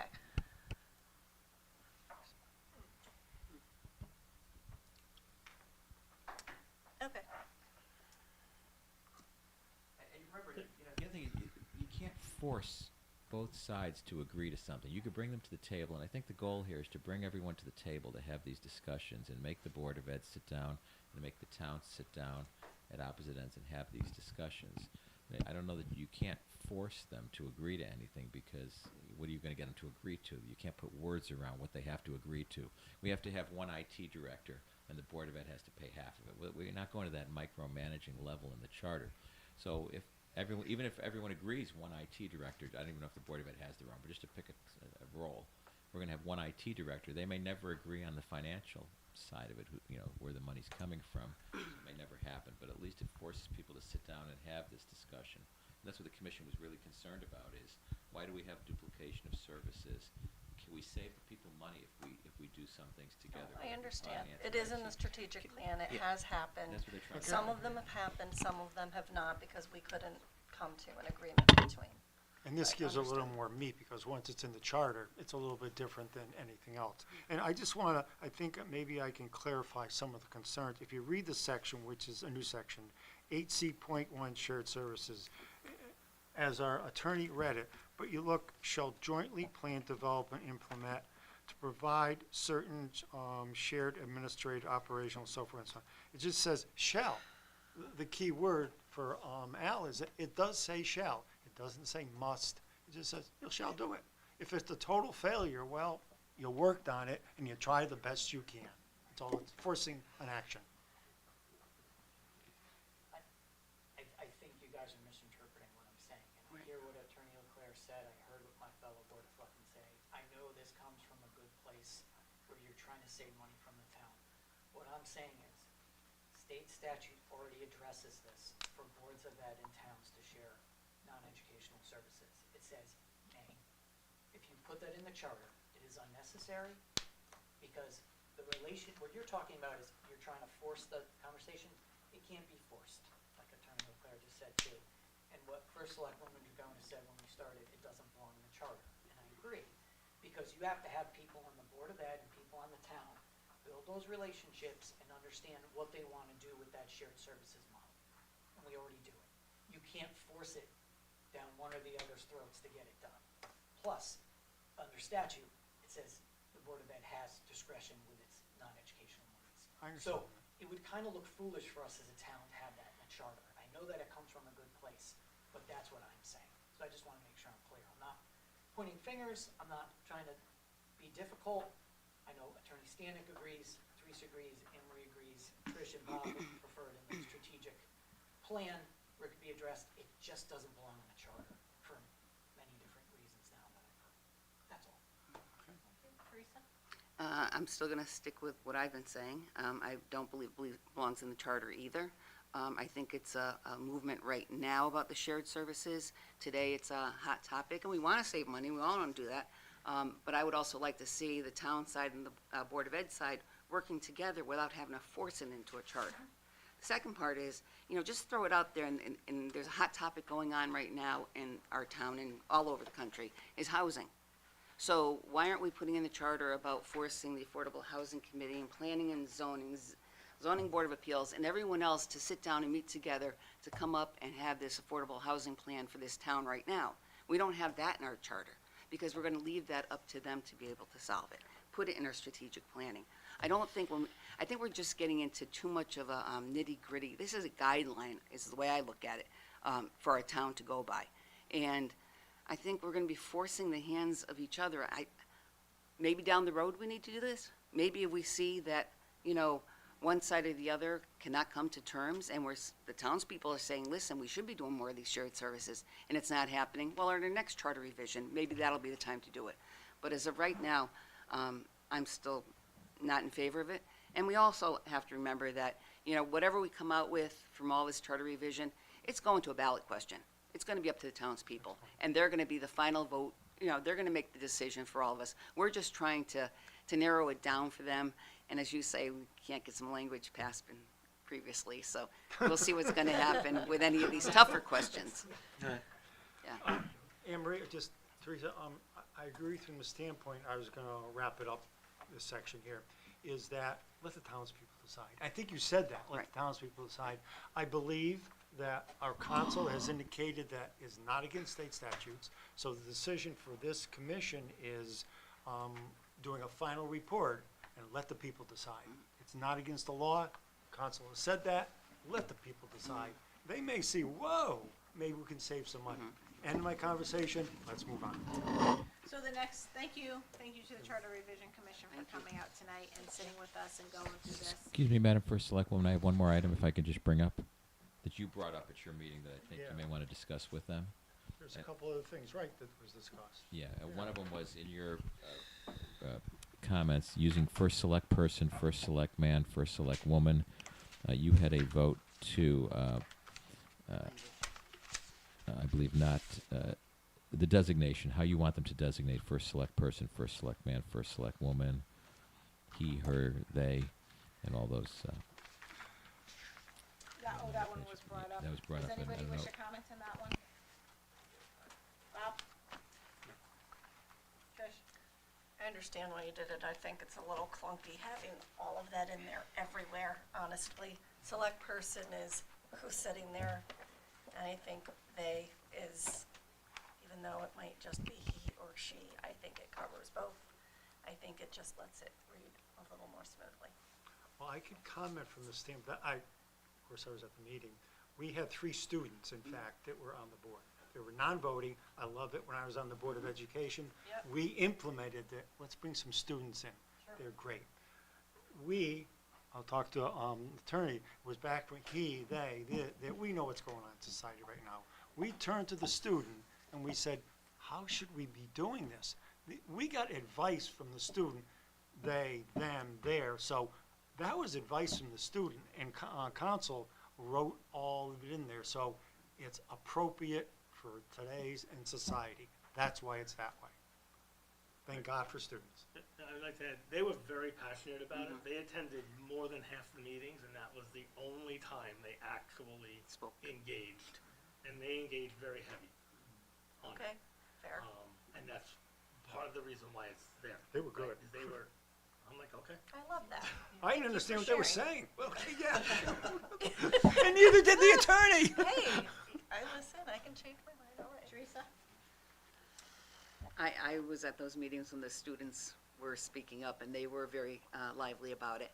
I'm gonna agree, though, I think it's very clunky in the charter to have all those wordings in there. I think we could streamline it a little bit. Yes. And give them a big thank you and a shout out for all the hard work I mean, they maybe did. mention it in the beginning. Right, But 'cause it then will through still- the remainder. Right, it'll still be simplify. covering the terms that they said. I believe we were talking about doing select person, but the person in the job can identify select man or select woman. And then the only other wording was they, I think. I think it's Okay. like he, his, her, And I think we just went with a they or I think something, we're yeah. trying to just say. Streamline it a little better. Yes. We appreciate all their thoughts, their inputs, because that is what we want. We want to hear what they have to say, because they are our future. But I think that is kind of chunky, it's kind of lengthy, it's kind of wordy. Select person, the person is in the first select person's position, decides how they want to be. But I think in the charter, they, them, there, is good. Just our opinions. We heard your comments. The other one, there was one other one, I was at the meeting, and about the qualifications of the treasurer. Oh, yes. And want to, the thoughts, I believe, by your Before board. we move on to that, Oh, yeah, go. I'd just like to wrap up the comments about the wording. Okay, sure, go. Selectmen. When I made that comment, I was just trying to edit for flow and understanding. I didn't know that people had such passionate responses was on the passionate. commission regarding that. And now that you guys have educated me on that, and they were students, and we don't want to discourage that, so good for them that they had their opinions. All I was saying is, it's just easier to read, and the flow is not good with the way it currently is worded. And I know, I've discussed this with some folks on your commission, and they kind of educated me of what happened at the meetings, and that's fine, I have all respect for that. I was just trying to edit it for flow. Oh, it's not Make it taken, easier to it's read. like, No, that's all it was. we wrestled with the thing. I didn't understand the they, them anyway. Understood. Anyway, thank you. The next one was, Next one was to reduce or eliminate the qualifications of the treasurer.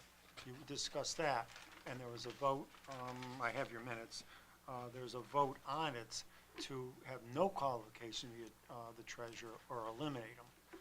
And I heard what you're saying, and I'll speak as a commission member. I have concerns about eliminating the qualifications to be treasurer. That working with our town funds and to not have a finance degree, an accounting degree, some type of education in the world of finance, I'm concerned, I was very concerned at that vote, be honest, at that vote in the meeting. Why would you eliminate that? I believe it was eliminated, and I don't mean to speak for the rest of the board, but I believe it was eliminated because that was the only position where we called out the requirements. We didn't call out requirements for the emergency management director. We didn't call requirements out for any other job descriptions. In the charter, that was the only one that was called out. That is why we said that. Is that correct? And I believe town council advised us, in order to discuss it with you guys tonight, we would have to delete it, not just ask for modifications. That was explained to us. Okay. Yeah, the job description resides with human resources, Right. along with every other position. So I agree there's requirements, but it's not meant to be in the charter, because those requirements could again change in Change. 10 years. And then you can't change it. Understand? Yeah. Maybe you live somewhere else, I think was the point I was trying to raise, because I think the language states knowledge in investment banking. I'm not sure that's necessary. Formal accounting, education, and training, I don't disagree with. I just want to hear what you guys would think about that. Well, it's a good point, because we did not make the recommendation. You had thought that maybe we should consider it. Just so you all And know, we I'm hear. the one who brought it up. Yes, you were. Because I thought the language is a little antiquated, with knowledge in investment banking. I think that's being too stringent, a little town to find a treasurer to do this. I mean, that was my thought, and it kind of. Now it's us, now we have a little escalation, I understand. So if I may, I actually listened to what you said, right, and I went back and I did some research on it, and I've come up with an opinion. So first, it doesn't, this is actually less stringent than other town charters, where they actually list degree requirements and others in other towns. It says that they shall have financial background and experience, and that they should have formal education. I will counter the investment banking statement. I hear you, I don't completely disagree with you, but it's actually a very general statement. Investment banking is a broad statement. They are the fiduciary responsibility for the funds, right? So they are accountable for the investment of the funds. They may not do the investing, they have a finance director, it's a collective thing, but they're held accountable. So they should understand where our money is being invested, especially since we've changed the way that we handle our funds over the last couple of years, and it's worked out to be really well. But there are investment vehicles being done, and I think our treasurer should have a general list's knowledge of it. And I don't think anything in here says that they have to. No, you're right. It says that they should have this information because it is what they're accountable to by state statute, right? The finance director is not the treasurer; they can't be the same person. And I think is actually very minimal. There is gonna be a job description that will say whether we want them to be a CPA or have this, a master's or whatever. That's something HR is gonna deal with, and that I agree shouldn't belong here. Yeah. And some of the other charters I've looked at are very specific about it, and I'm like, well, that's a little harsh. I think this is actually a well-written section. That's just my opinion on it from what I saw, so. Thanks, John, you've educated me on it. And just a Now, you're notation. an investment, sorry. but No, an you- investment banker, I or- think somebody who's gone through the training to do investment banking at a big firm in New York. Like, I know some people that do that and some kids that are doing it right now that my daughter goes to school with. So that's where I go with that definition. So you've educated me on a different perspective on that. So I appreciate that. Because investment banking is a broad station. I'm in investment banking, right? So you could be a fund, you could, I know, you could be municipal, it could be municipal investments, it could be foreign exchange, it could be equities, it could be options. Yeah. It's all, it's an umbrella term. And I think that's what it was meant for. We Great didn't put point. it here, it was here. Great I think it point. was put in there as an umbrella term to understand the vehicles and where the town's funds are going. Because they have to speak to it. Yeah, I just didn't want us getting too stringent with it and then you can't find somebody to do it. Yeah, That was my concern. I don't think it's too stringent. I was assistant town treasurer at one time.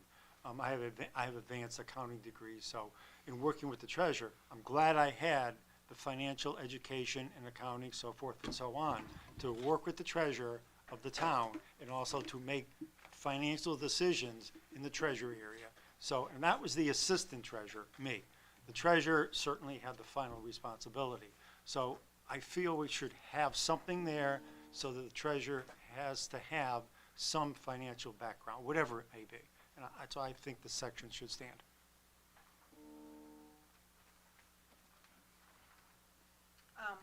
Okay. Is everybody okay with that one?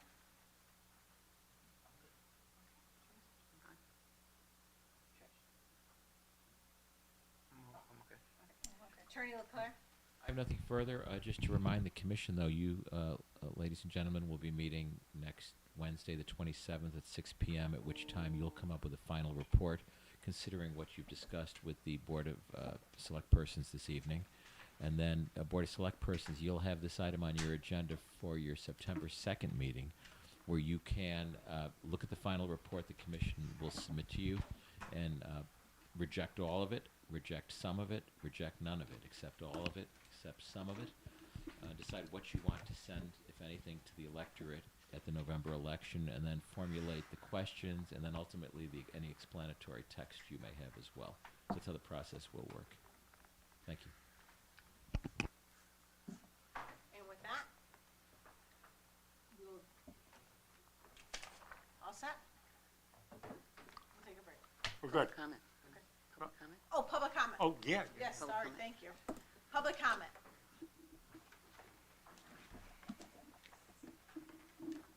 Sure, go up to the Oh, we got- microphone.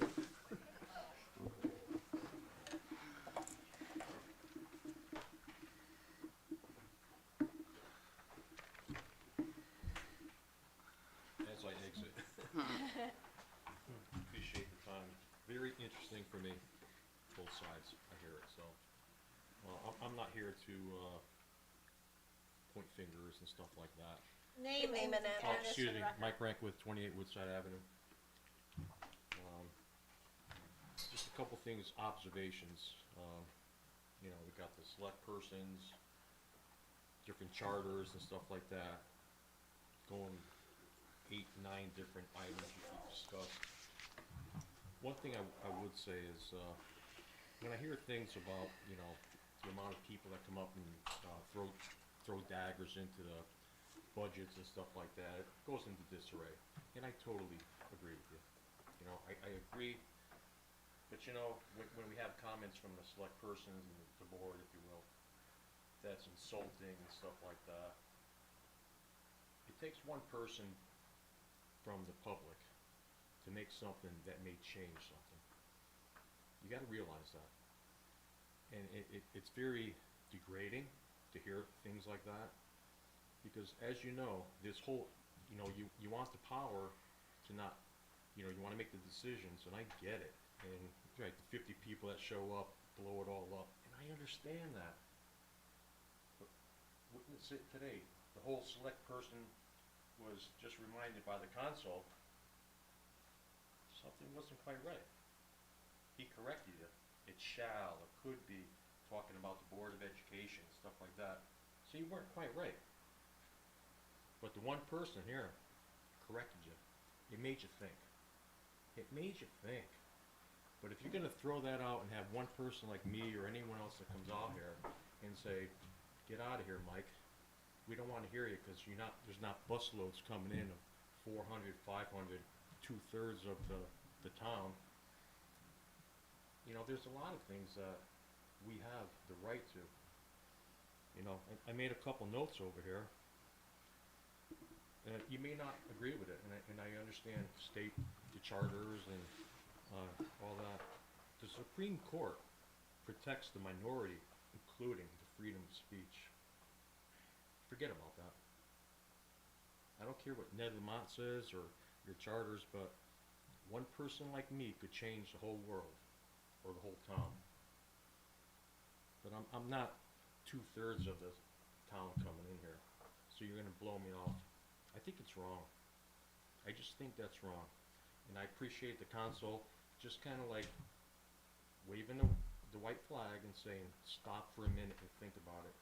And if I make a comment, I think that's what you guys should do. Think about it. But because I'm not 2/3 of the town, send me packing. That's just my opinion. Okay? I appreciate the time. Very knowledgeable, both sides. I just wanted to clarify that, get it off my chest, okay? I appreciate it. Thank you. Have a good night. Thank you. Thank you. Any other public comment?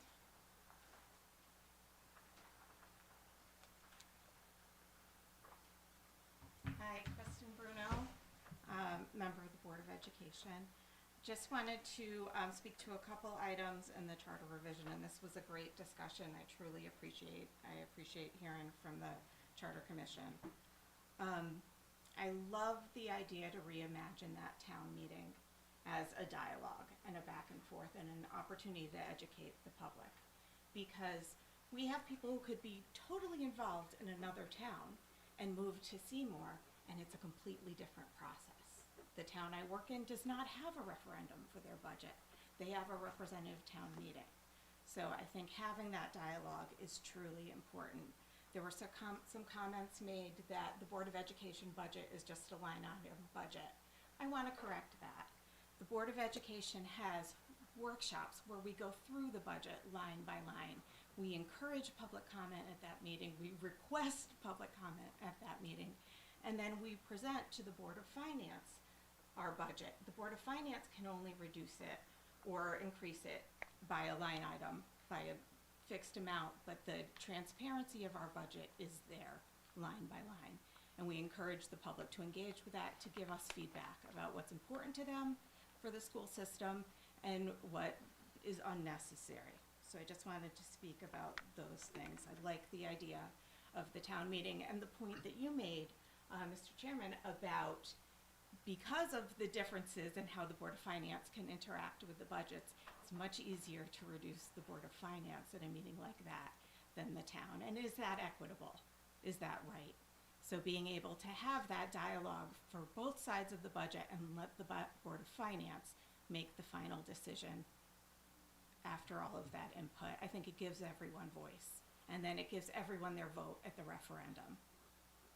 I also wanted to speak to the section 8C1 about shared services and just questioning what was the charge of this commission? Was the charge to update the charter, or was the charge to find a way for the town to save money? Because this section stands out like a sore thumb. The wording is making its own point. It is arguing for this section in addition to the charter. No other section talks about the reasons why that section is in there. The charter should not be used to force anybody to do anything. There is nothing standing in the way of the Board of Ed and the town working together for shared services. It doesn't belong in the charter. I want to remind folks too that it is very specific in the language, in what's included, what it is completely too detailed, too suggestive, and not what the charge of this commission was to do. I want to remind you that the operational aspect of a school system, there is no non-educational operation of a school system. Everything that happens within a school impacts the health, safety, well-being, and growth of our students. So the charter should not be used to compel something that, if it's good for the town, there are venues to have that happen. Thank you. Is there any other public comment?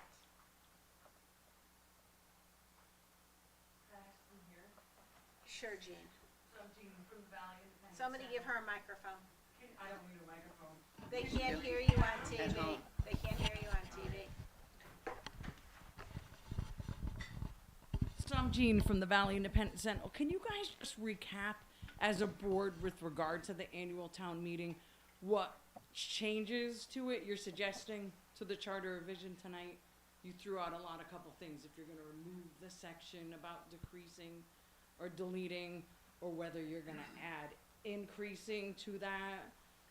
You're gonna add a Q&A session. Could you just kind of recap as a board? Are you, did you come to a consensus of what you're going to ask of the commission as a board? If I may, Madam First Selectwoman, this is, first of all, it's public comment.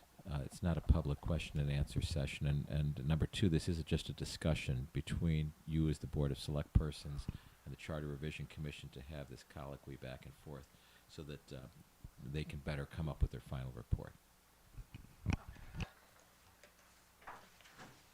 So, as you know, Jean, we can't answer during public comment. So.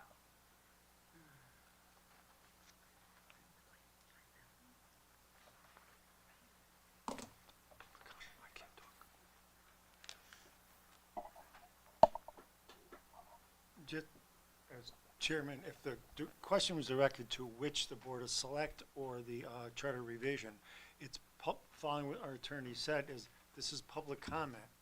It's not, respectfully, it's not a discussion to answer questions. It's public comment. Anytime we have public comment, the way the town and any government organization is, you listen only, and it's not a back and forth. So Correct. that's my point. I'm sorry, but that's the way it is. Is there any other public comment? Any other public comment? Public comment going 3 times. No public comment. We will close the meeting at 7:57. 3. Close enough. It's government work after all.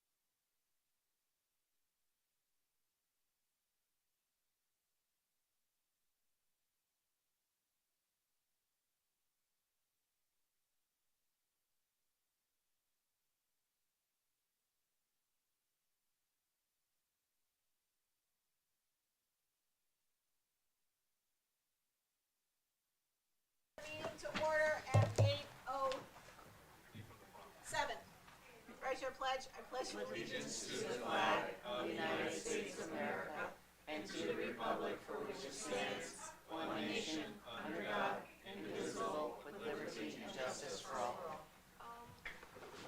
I like to, the agenda, you guys are gonna, in your Add. packet, you have a letter, as you know, Pat Lombardi, microphone's on. I'll set you up. You're welcome. Okay. There it goes, okay, make sure your microphone's on. Pat Lombardi, resigned at our last meeting. I like to have a motion put on the table to sit, fill in for Pat, Scott Andrews, Make a motion to have Scott Andrews sit for the remaining. for the remainder of, The remainder of for the the term. remainder of, Pat Lombardi's term. Motion by Trish. Second by Al, discussion. Should it be to fill the vacancy on the board? Thank you, Teresa.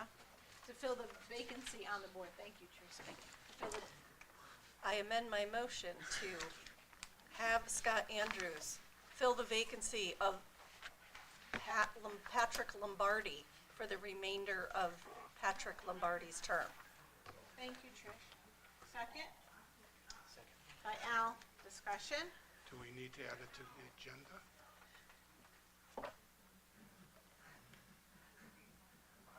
Didn't we? I thought we did. Did we miss something?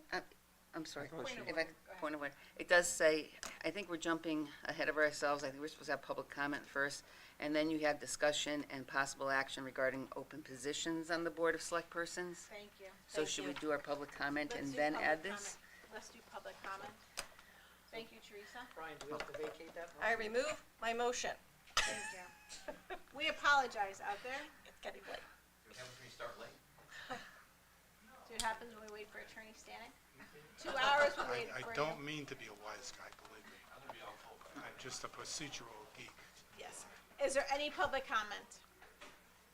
Public comment going once, twice, 3 times, no public comment. Discussion and possible action regarding the open position of the Board of Select Persons. As we know, Patrick Lombardi resigned at our last meeting on August 5th, after serving a very long time on our board. Can I have a motion to sit Scott Andrews to fill the remainder of Pat Lombardi's term? I make a motion to allow Scott Andrews to fill the position of Patrick Lombardi on the Board of Selectmen through the remainder of his term. Motion by Trish, Second. second by Al. Discussion? All in favor? I was just gonna say, and I probably know this answer already, just to to clarify. Scott Andrews is of the same political affiliation as Patrick Lombardi? Yes. Thank you. I think he's a fine choice for the position. Fred? I agree. Thank you, Al. Good. Good. All in favor? Aye. Aye. Chair votes aye, motion passes 6-0, no noes, no abstention. Scott Andrews, will you please come and take your seat? Don't you- Stop and see, Mr. Stanek on the way by To get sworn in. for a quick hello. You guys sworn in, right? Raise your right hand like you're going to. Do you solemnly swear that you will fulfill your duties as a member of the Board of Select Persons? So help you God. Yes, sir. Thank you. Congratulations. Thank you, Scott. Welcome. Welcome, Scott. Can I have a motion to approve the minutes from the August 5th, 2025 regular minutes? Make a motion to approve the August 5th, 2025 regular meeting minutes. Motion by Trish Stanka, Second. second by Al. Discussion? All in favor? Aye. Aye. Aye. Abstain. Noes? Abstentions? I was getting there, didn't I? Scott, I'm sure you're gonna abstain. Okay, motion carries 502. Please note Bob Finley and Scott Andrews abstentions. Thank you. Set the tax incentive subcommittee meeting for the Tuesday, September 2nd, 2025 at 6:30 PM in the Norma Drummer Room at Seymour Town Hall. This is just to set the next meeting. Again, that's September 2nd, 6:30 here. In your email, you said 6 PM. Will it be 6:30 or 6 PM? Is enough time? I would like to do, it says 6:30, but I would like to do 6 o'clock PM, because that will give us more time, because we're looking at the tax incentives. But Trish won't be here. Won't be here? I will be away. Trish will be away. So should we wait till we have all three of us? Because there's only three of us on the, Okay. right? When do you come back? When do you come back? Oh, The next meeting? following Monday, the next meeting. I'm away that week. I'm back on the 9th, September 9th. Do you, Madam First Selectwoman, I Yes. would just call the ordinance committee. And just flip. And for the ordinance? No, just have the ordinance committee be in that place as Okay, opposed to well, tax incentives, so that way we keep moving. Okay. There's just a lot of stuff to do, and we're trying to Okay. fit it all in. Okay. So maybe do awards at 6, and then ordinance at 6:15, and I'll have 45 minutes to go through. I think it's got 3 ordinances currently in front of it. That's fine. We'll call it order. But we'll set the tax incentive meeting for the 16th of September at 6 o'clock PM. Is that better? Mm-hmm. Is that better? Okay, can we get a motion? Can I have a motion? To change the date. I'll make a motion to change the date. Motion by Al. What, Teresa? 16. Do we have a special town meeting for Bungay School at 6:30 that day? I have a motion to table the tax incentive meeting, on September, 16th. Thank you, Al. Second. Second by Teresa, all in favor? Chair votes aye, no, I forgot discussion, sorry, guys. Set awards subcommittee meeting for Tuesday, September 2nd at 6:15 in the Norma Drummer Room. Again, this is just for setting the date for the awards subcommittee on September 2nd at 6:15. So moved. Motion by Teresa, I'll second the motion. second by Fred, discussion. And I am not here, but I trust Al and Fred can manage without me. Okay, all in favor? Aye. Chair votes aye, motion carries 7-0. Thank you. Discussion and possible action on the resolution for the special town meeting for the referendum voting regarding the new Bungay Elementary School. This is to set a special town meeting and the referendum vote. So the special town meeting, Town of Seymour Board of Select Person resolution to call a special town meeting and referendum vote.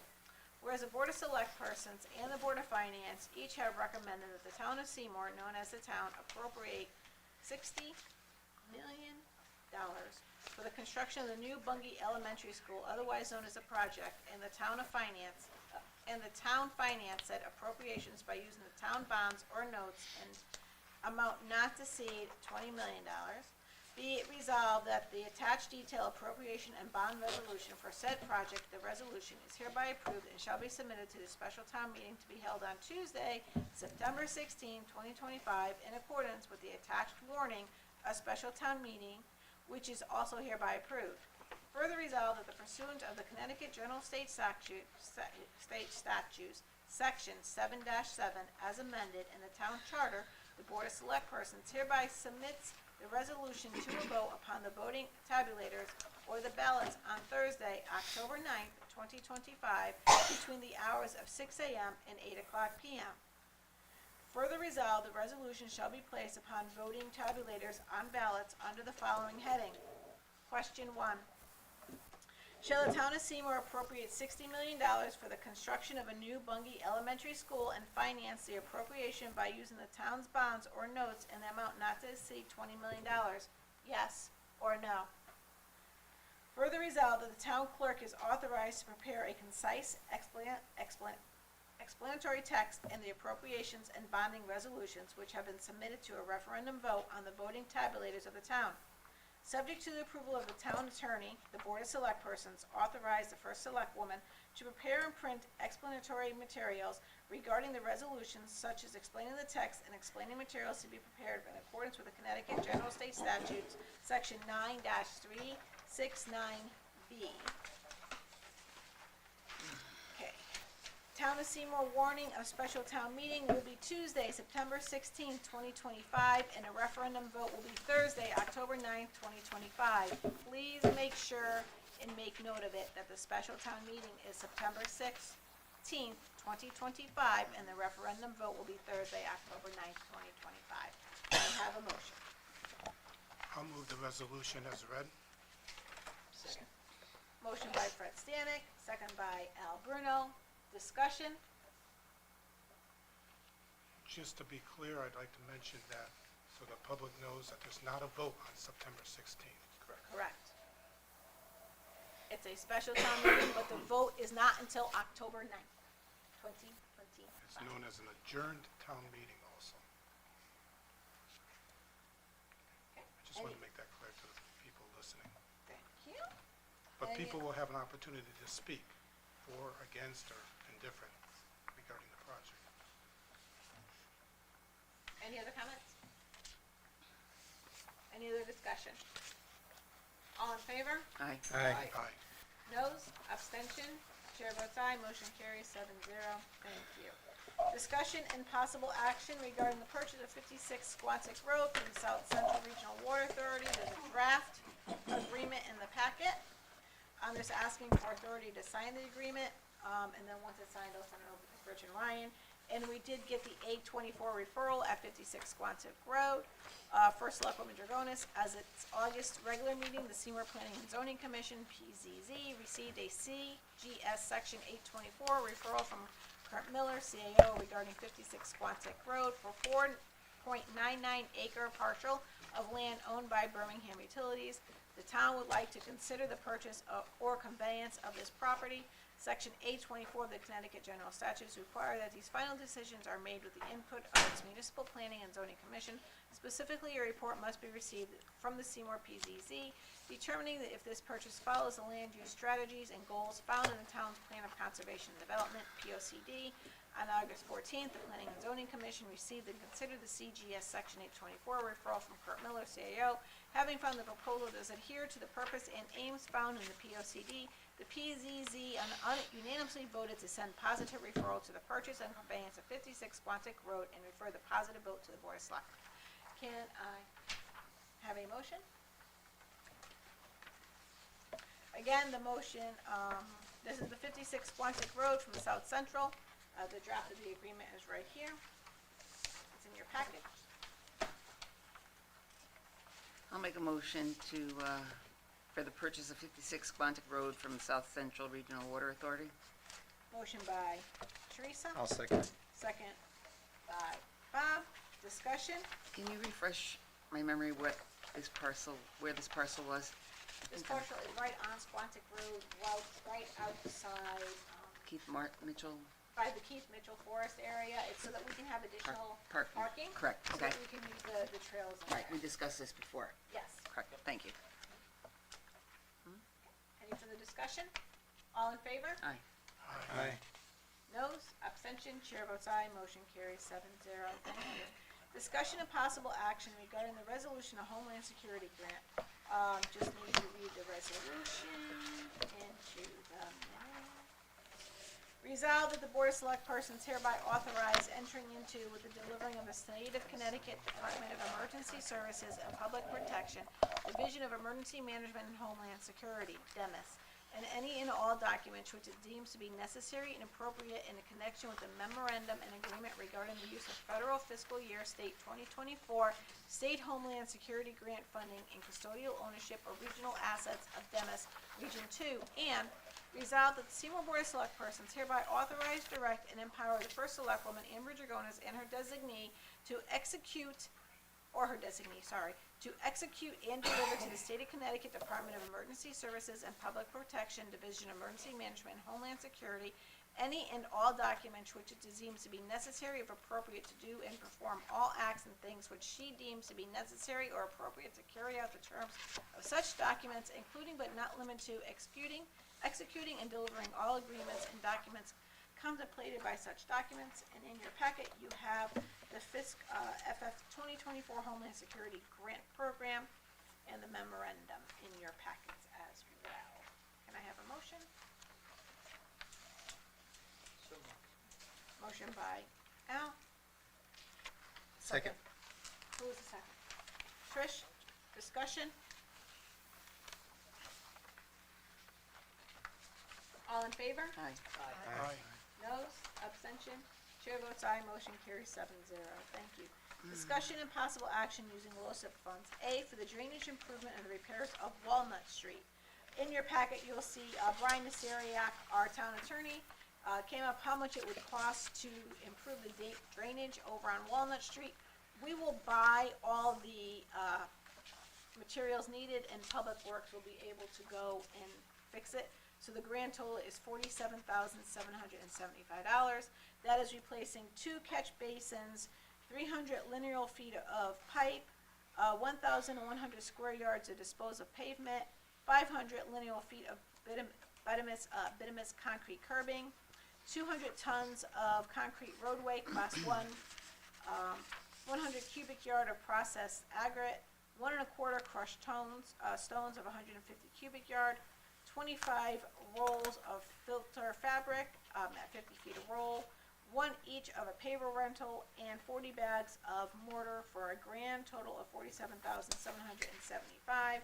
The above are estimates for only the material, and as I stated, the Town of Seymour Department of Public Works will provide the labor for the proposed improvements. Make a motion to use LoCIP funds for the drainage improvements and repair of Walnut Street in the amount of $47,775, with the Town of Seymour Department of Public Works providing the labor for the proposed improvements. Motion by Trish, Second. second by Bob, discussion?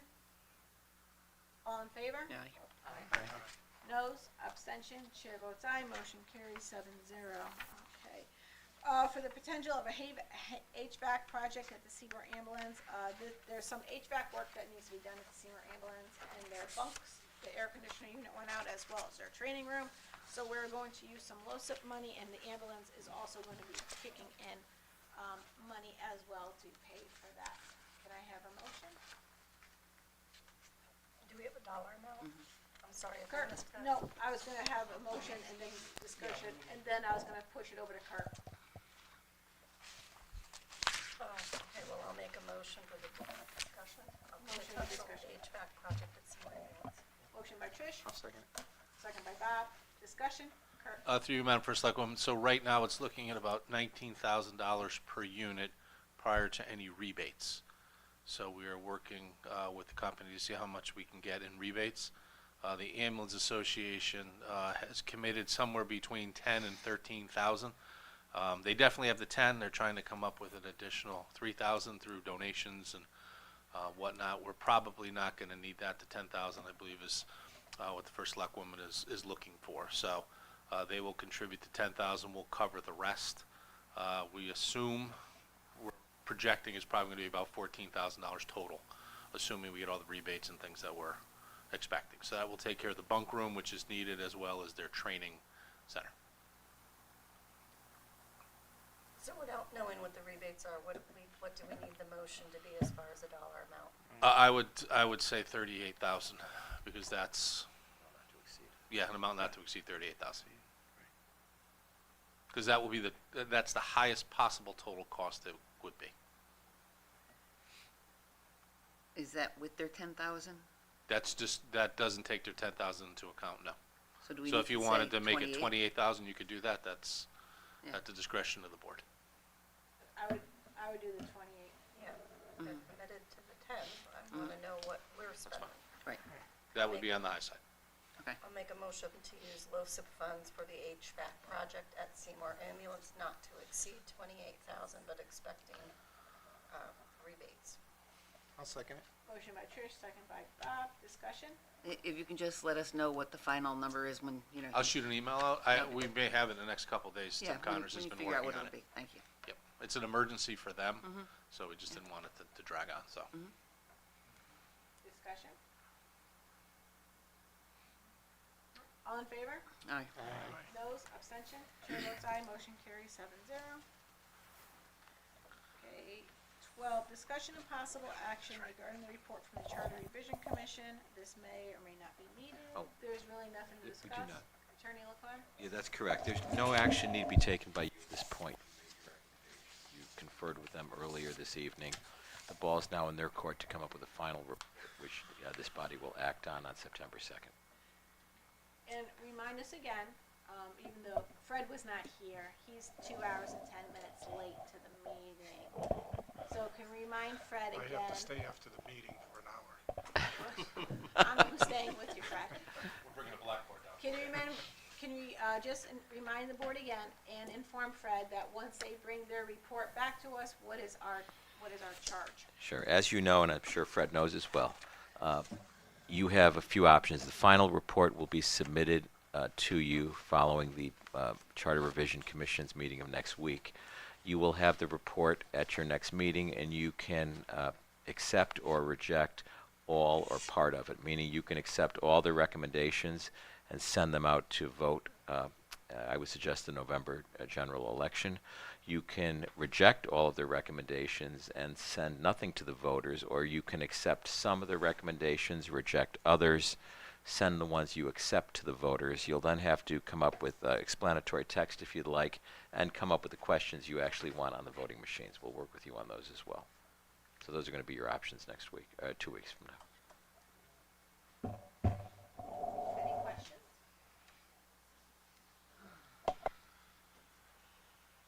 I do not have any questions if you're looking at me. I was, because we sat here for 2 hours. And 10 minutes. Discussing. You wait until you miss a meeting. I'm sure it will come back at me. Tenfold. All right, okay, so there's nothing to discuss.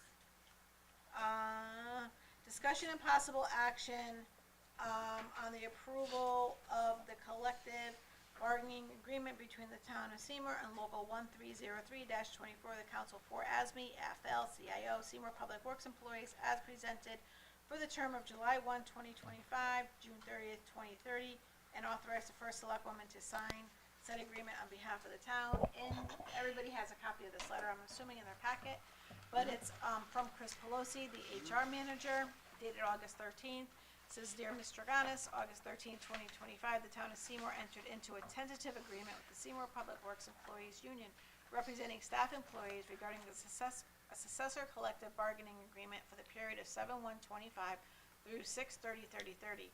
Pursuant to Section 7-47 small b of the General Statutes, this letter provides notification of this agreement within the required time frame of 14 days from entering the agreement.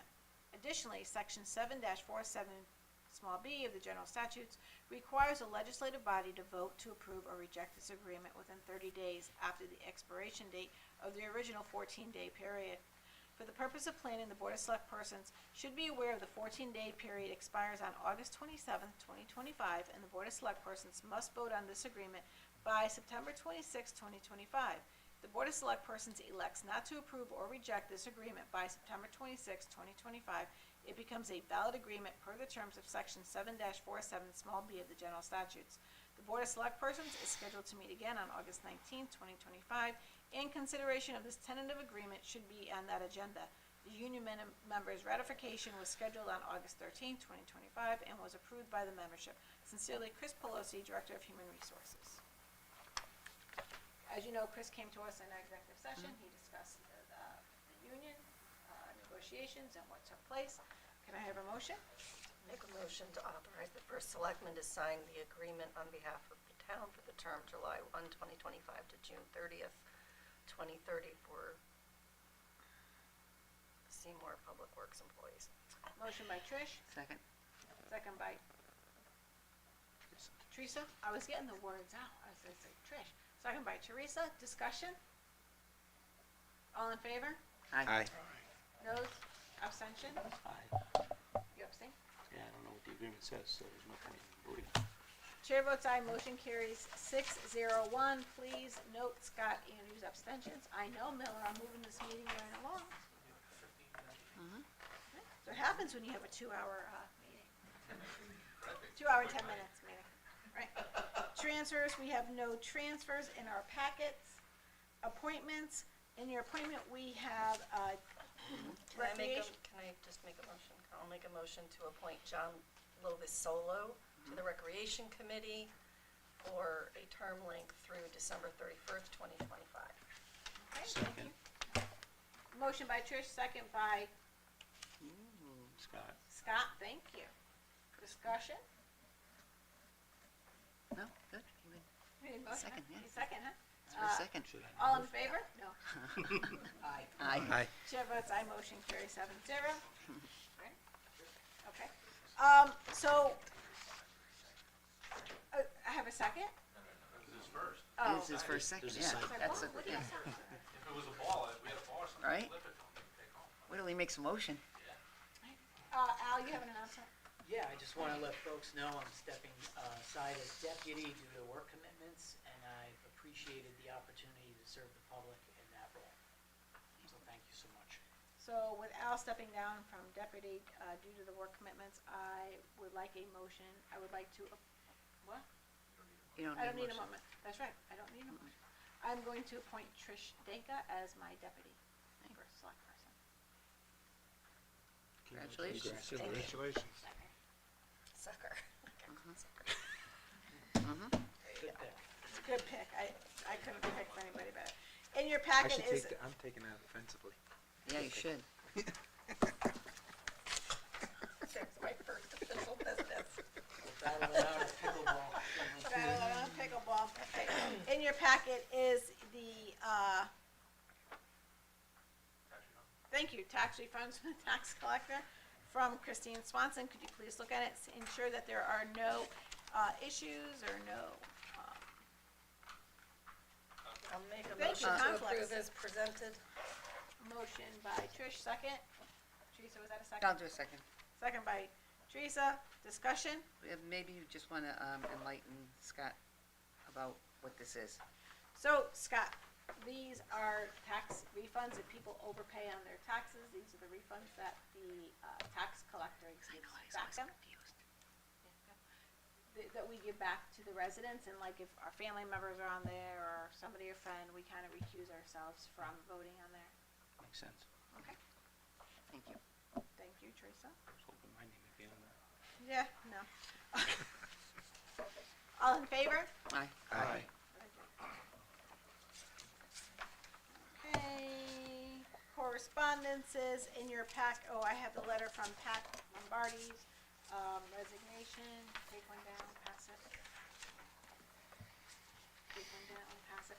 I'm going to need a representation from the Board of Selectmen to go on to the Public Works Board.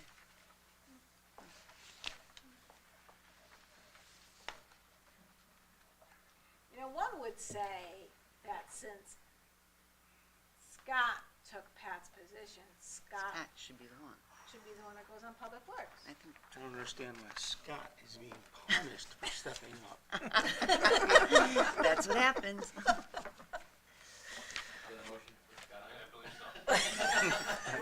I'll second that motion. I'm gonna, Aye. No, if one of the board members are, would like to go on, let me know, and we can put them to fill Pat's, to fill his position on that board until December. Okay. Okay, so if anybody's interested, let me know. When are their meetings? Their meetings are the second Monday of the month Oh, yeah. at 7:00 p.m. in the Public Works Department located on Derby Avenue in Seymour, Connecticut. We already checked, you have nothing that night. I have a conflict. My son-in-law works there, so Oh, probably shouldn't. yeah. You're That's right. the conflict. That is a conflict. Yeah. Nice. Nice. Good pull. Yeah, you'll fit right in. There really is not a conflict, Thank Oh, you. thanks, Fred.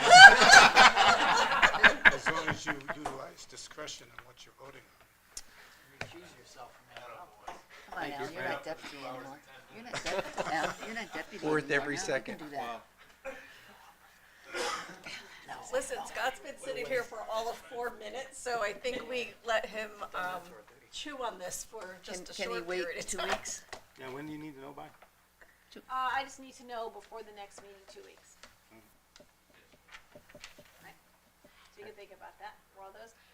And we are on to select persons' comments, public comments. Teresa, I will start with you since Scott is new. We don't want to really, Okay, we didn't need to sign anything in here tonight? Sign? No, Oh, yeah. I saw a page in there. Because it has some Wrong past date. parties on it, so, Oh. Attorney Ritter is getting an updated one. no, Okay. we have to have it. Perfect. We can't cross it out.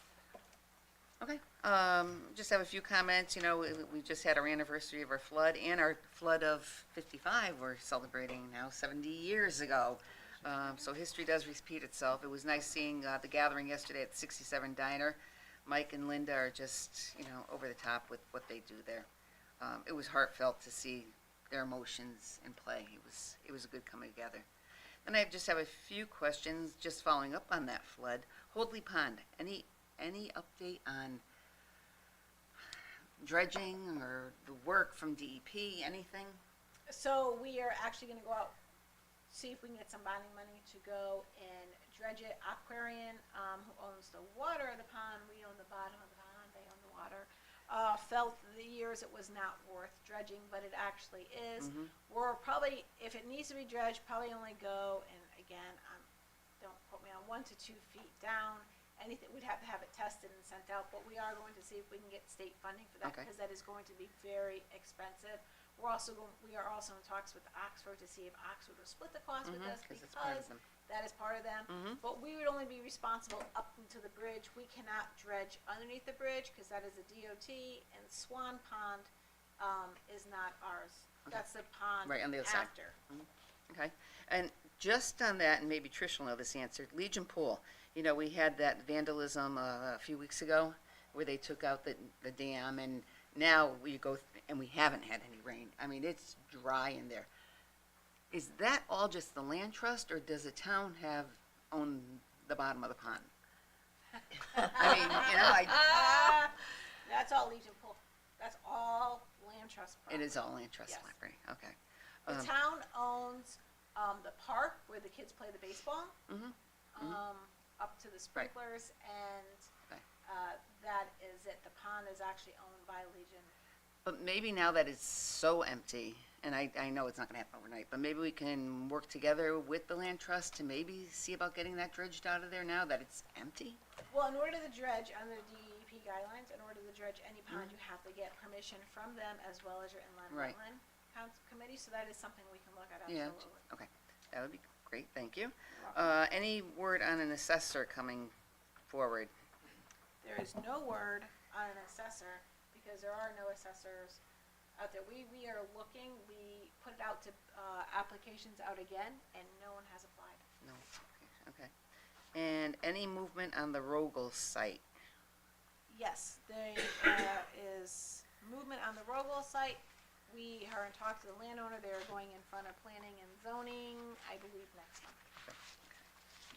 And I just had some complaints up on Bungay Road, or Bungay Road, however you want to say it in this town. Bungay. We're having, how did you say it? Bungie. And you're getting head nodding, people out there going, no. I was told by Deb, Bungie. like it's Bungie. Bungie. That's what I was We might have to told. make a resolution on that one. Good dictionary. Go ahead. But some of the road work, and I did contact Brian Asteriak about it, across from Bungay School. People are saying with the slopes and the grading and things there, that they had walls before and they're not gonna be put back up. Is that something that the state should have been doing with this project? Anybody that had a, go ahead, if you would like, but I. Anybody that had a wall, there was easements done, there was talk with the owners. We had one wall that was a rip wrap that was put in and I saw set. that. And that was because of the way the wall was and because of the way the road goes. Rip wrap was the best way, the way the water comes off. Rip wrap was the best way, according to the engineers that Okay. in the state and the DOT. If we should have water problems going forward this winter, you know, drainage and ice and things, do they come back in and They'll come back in, but remedy I this? believe they put and I didn't mean to cut you off, I Right. apologize. They put another catch basin in that area, I believe, in front of that wall because of that. Okay. So if there is an issue though going down, we can go back after the state? We'll not go back after, Or- we can have them come in and look at it, and then they could do something. Okay. I wouldn't use the word go. Right, but I mean to get it repaired and, Yes. yeah, so we yes. won't have issues. If Good. there's issues down the road, yes. Good, thank you. But we did, to your point, we did have people, when we had that heavy rain come down, people saying, oh, well, you know, you have that orange thing. You have to keep the orange netting, the orange screening underneath the sewers, the catch basins for a Right. while to catch any of the runoffs that come Yep. from an environmental point of view. All right. Sorry. That's it. Does that disintegrate? No, they Not take the it out. orange They ones, take yeah. it out I after was just some always heavy. curious about that. Yeah, no, they take it out after heavy storms. What it does is it catches the gravel that hasn't set, the sediment that hasn't set. Yeah. It's there to catch it. Great. And if you got on Public Works, you'd find that out. I wasn't, I never discussed that. I've already served my tour of duty on Public Works, thank you. That was slick, yeah. Yeah. my Nice neighbor- try. yeah, Nice try. I'm all set, thank you. All in favor? Fred? Thank you. On behalf of the Bungay Elementary School Building Committee, I want to publicly thank Kurt Miller and Matt Ritter for their hard work with regard to the bonding aspects of the project for the referendum on October 9th. And they really have been very diligent in working on it. And we're proceeding with all the other aspects of the project.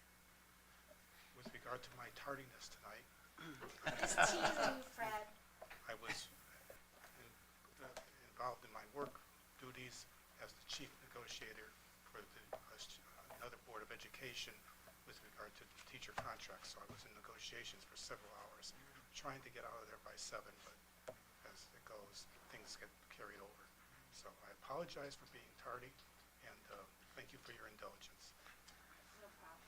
You're welcome. We understand. We know what it's like to be in those negotiations. Al? I just wanted to publicly thank Pat Lombardi for his service on the Board of Selectmen, Public Works, and all the other volunteer efforts he's participated in. Enjoyed my time with him on the Board of Selectmen, so I wish him all the best. Also, one other thing, do you know when the UPS store is opening, Claire? Are you being serious? I'm dead serious, I gotta do something there. Al's got a package. I do. I gotta About- return a printer, ink About printer. 4, it should be opening in about 4 weeks. I'll, Oh my God, really? yeah, yeah, They're the only one in the area? I know, 4 weeks. 4 weeks, 4 huh? weeks. Yes, and the Hallmark store last opening is last week of August, first week of Great. September. Great, thank you. I You're need it welcome. now. The UPS store is very important because they're taking out all of the drop boxes that are everywhere. So now you have to go to a store, just as a side note. Right, right. So I wanted to thank the Charter Revision Commission. You're the only one that is left tonight, but. Oh, you too.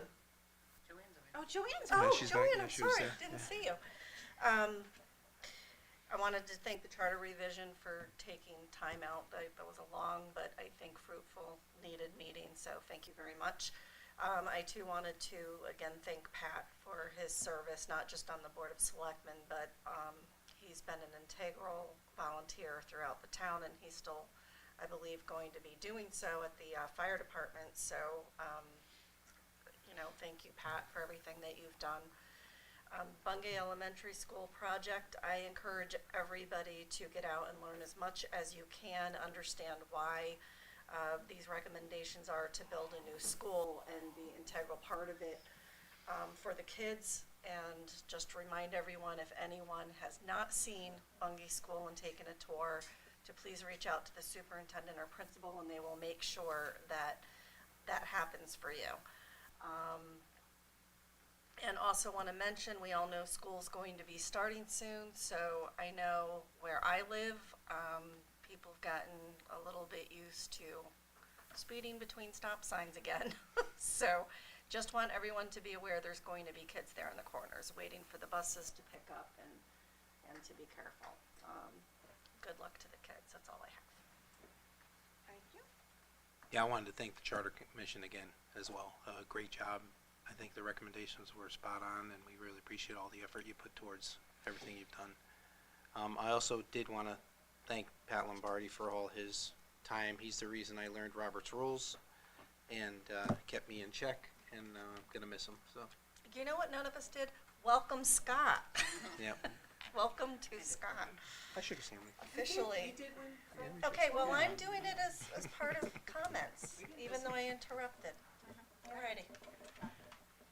I just want to thank the board for giving me the opportunity to serve the town in the capacity as selectman, and you know, I hope I do a good job. I don't know if I can do as good a job as Pat has done. I've known Pat for a very long time, and I know what he's all about, and you know, he brings things to another level. So, thank you. Welcome to the bookend. And Scott, never say never. You said you would never get involved in I did say that, didn't I?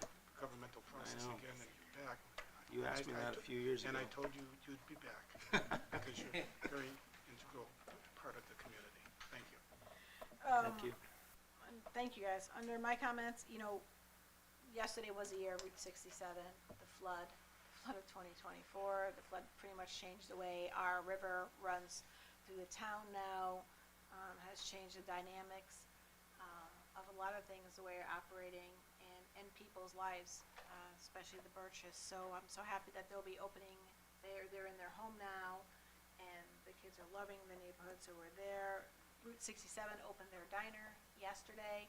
We are 4 weeks away from the UPS store opening, a couple more weeks away from the Hallmark card store opening, and then everything will be open in there. The important thing is I did go to the Oxford, the day before I went to the Oxford memorial that they had. As we know, 2 lives were lost in Oxford. And one of the gentlemen that lost his wife, he said something that has stayed with me. He says, you know, some of us lost our homes, some of us lost photos, some of us lost lawnmowers. He says, but he lost his wife. And that was his best friend. And he never got to say goodbye. So it puts everything into perspective as to when things happen in your lives. As Trish said, school will be opening next week, so please be mindful of the buses out there now doing their runs. They're also, make sure you leave early, please do not pass the buses. We'll be walking on them. I did go to the Ansonia had the 70th anniversary of the 1955 flood today at Versailles Park. I did not know there used to be a store over there, so I learned that today. What I did know of the 1955 flood is that what my parents told me, because they lived on the 3rd floor of Tremont Street with my grandparents, God bless them, and I heard about it and I heard the memories today. So 70 years ago, 1955 was the flood was that, and then, you know, a year ago was our flood. So as Teresa said, history does repeat itself. We're very thankful that we have things working in. We got some money in from FEMA from our back, and the fire department got a $20,000 grant. Got $20,000 from Catherine Matthews for their swift water rescue and additional training. So that will come in handy as well. And last but not least, I want to thank Pat. Pat has been from the fire department to fire commissioners to, I think he was a fire, wasn't a fire chief, was he a fire chief? He was a fire He was chief. fire yeah. chief. So many hats he wore through the fire department, especially sitting on the Public Works Board. He sat on the Board of Selectmen for a very long time. So we thank Pat for everything that he's done for the town and is continuing giving back. And his son Mike, it's just in their family. Michael has given back, and now that his grandson is following in his footsteps. I attended the C2 Lobster Festival Saturday night. It was very good lobster. And then we also had our backpack scavenger hunt. We had like 30 families attend that, so that was a good turnout. A lot of kids got back some supplies, and I have to thank Kids for helping collect the supplies, handing it out. This Is Me, Wyatt was there, being one of the Riddles. The Seymour Culture and Arts Department was there, M&T Bank. So it was a great event for the community. And to the Charter Revision Commission, thank you so much for all you guys do. We appreciate it. You know, there was a lot of going back and forth as to what the minutes said and what there was, and oh my God, they're taking out the town meeting, but people need to understand that we had to reject what was presented to us so that we can get our voices heard and our suggestions heard to them. So with that, I am going to miss coming out of executive session and saying motion. I now have to just look at Fred and say, okay, can't hear the bantering go back and forth, but with that, I make a motion to adjourn at 8:52. Thank you. But Pat and I have one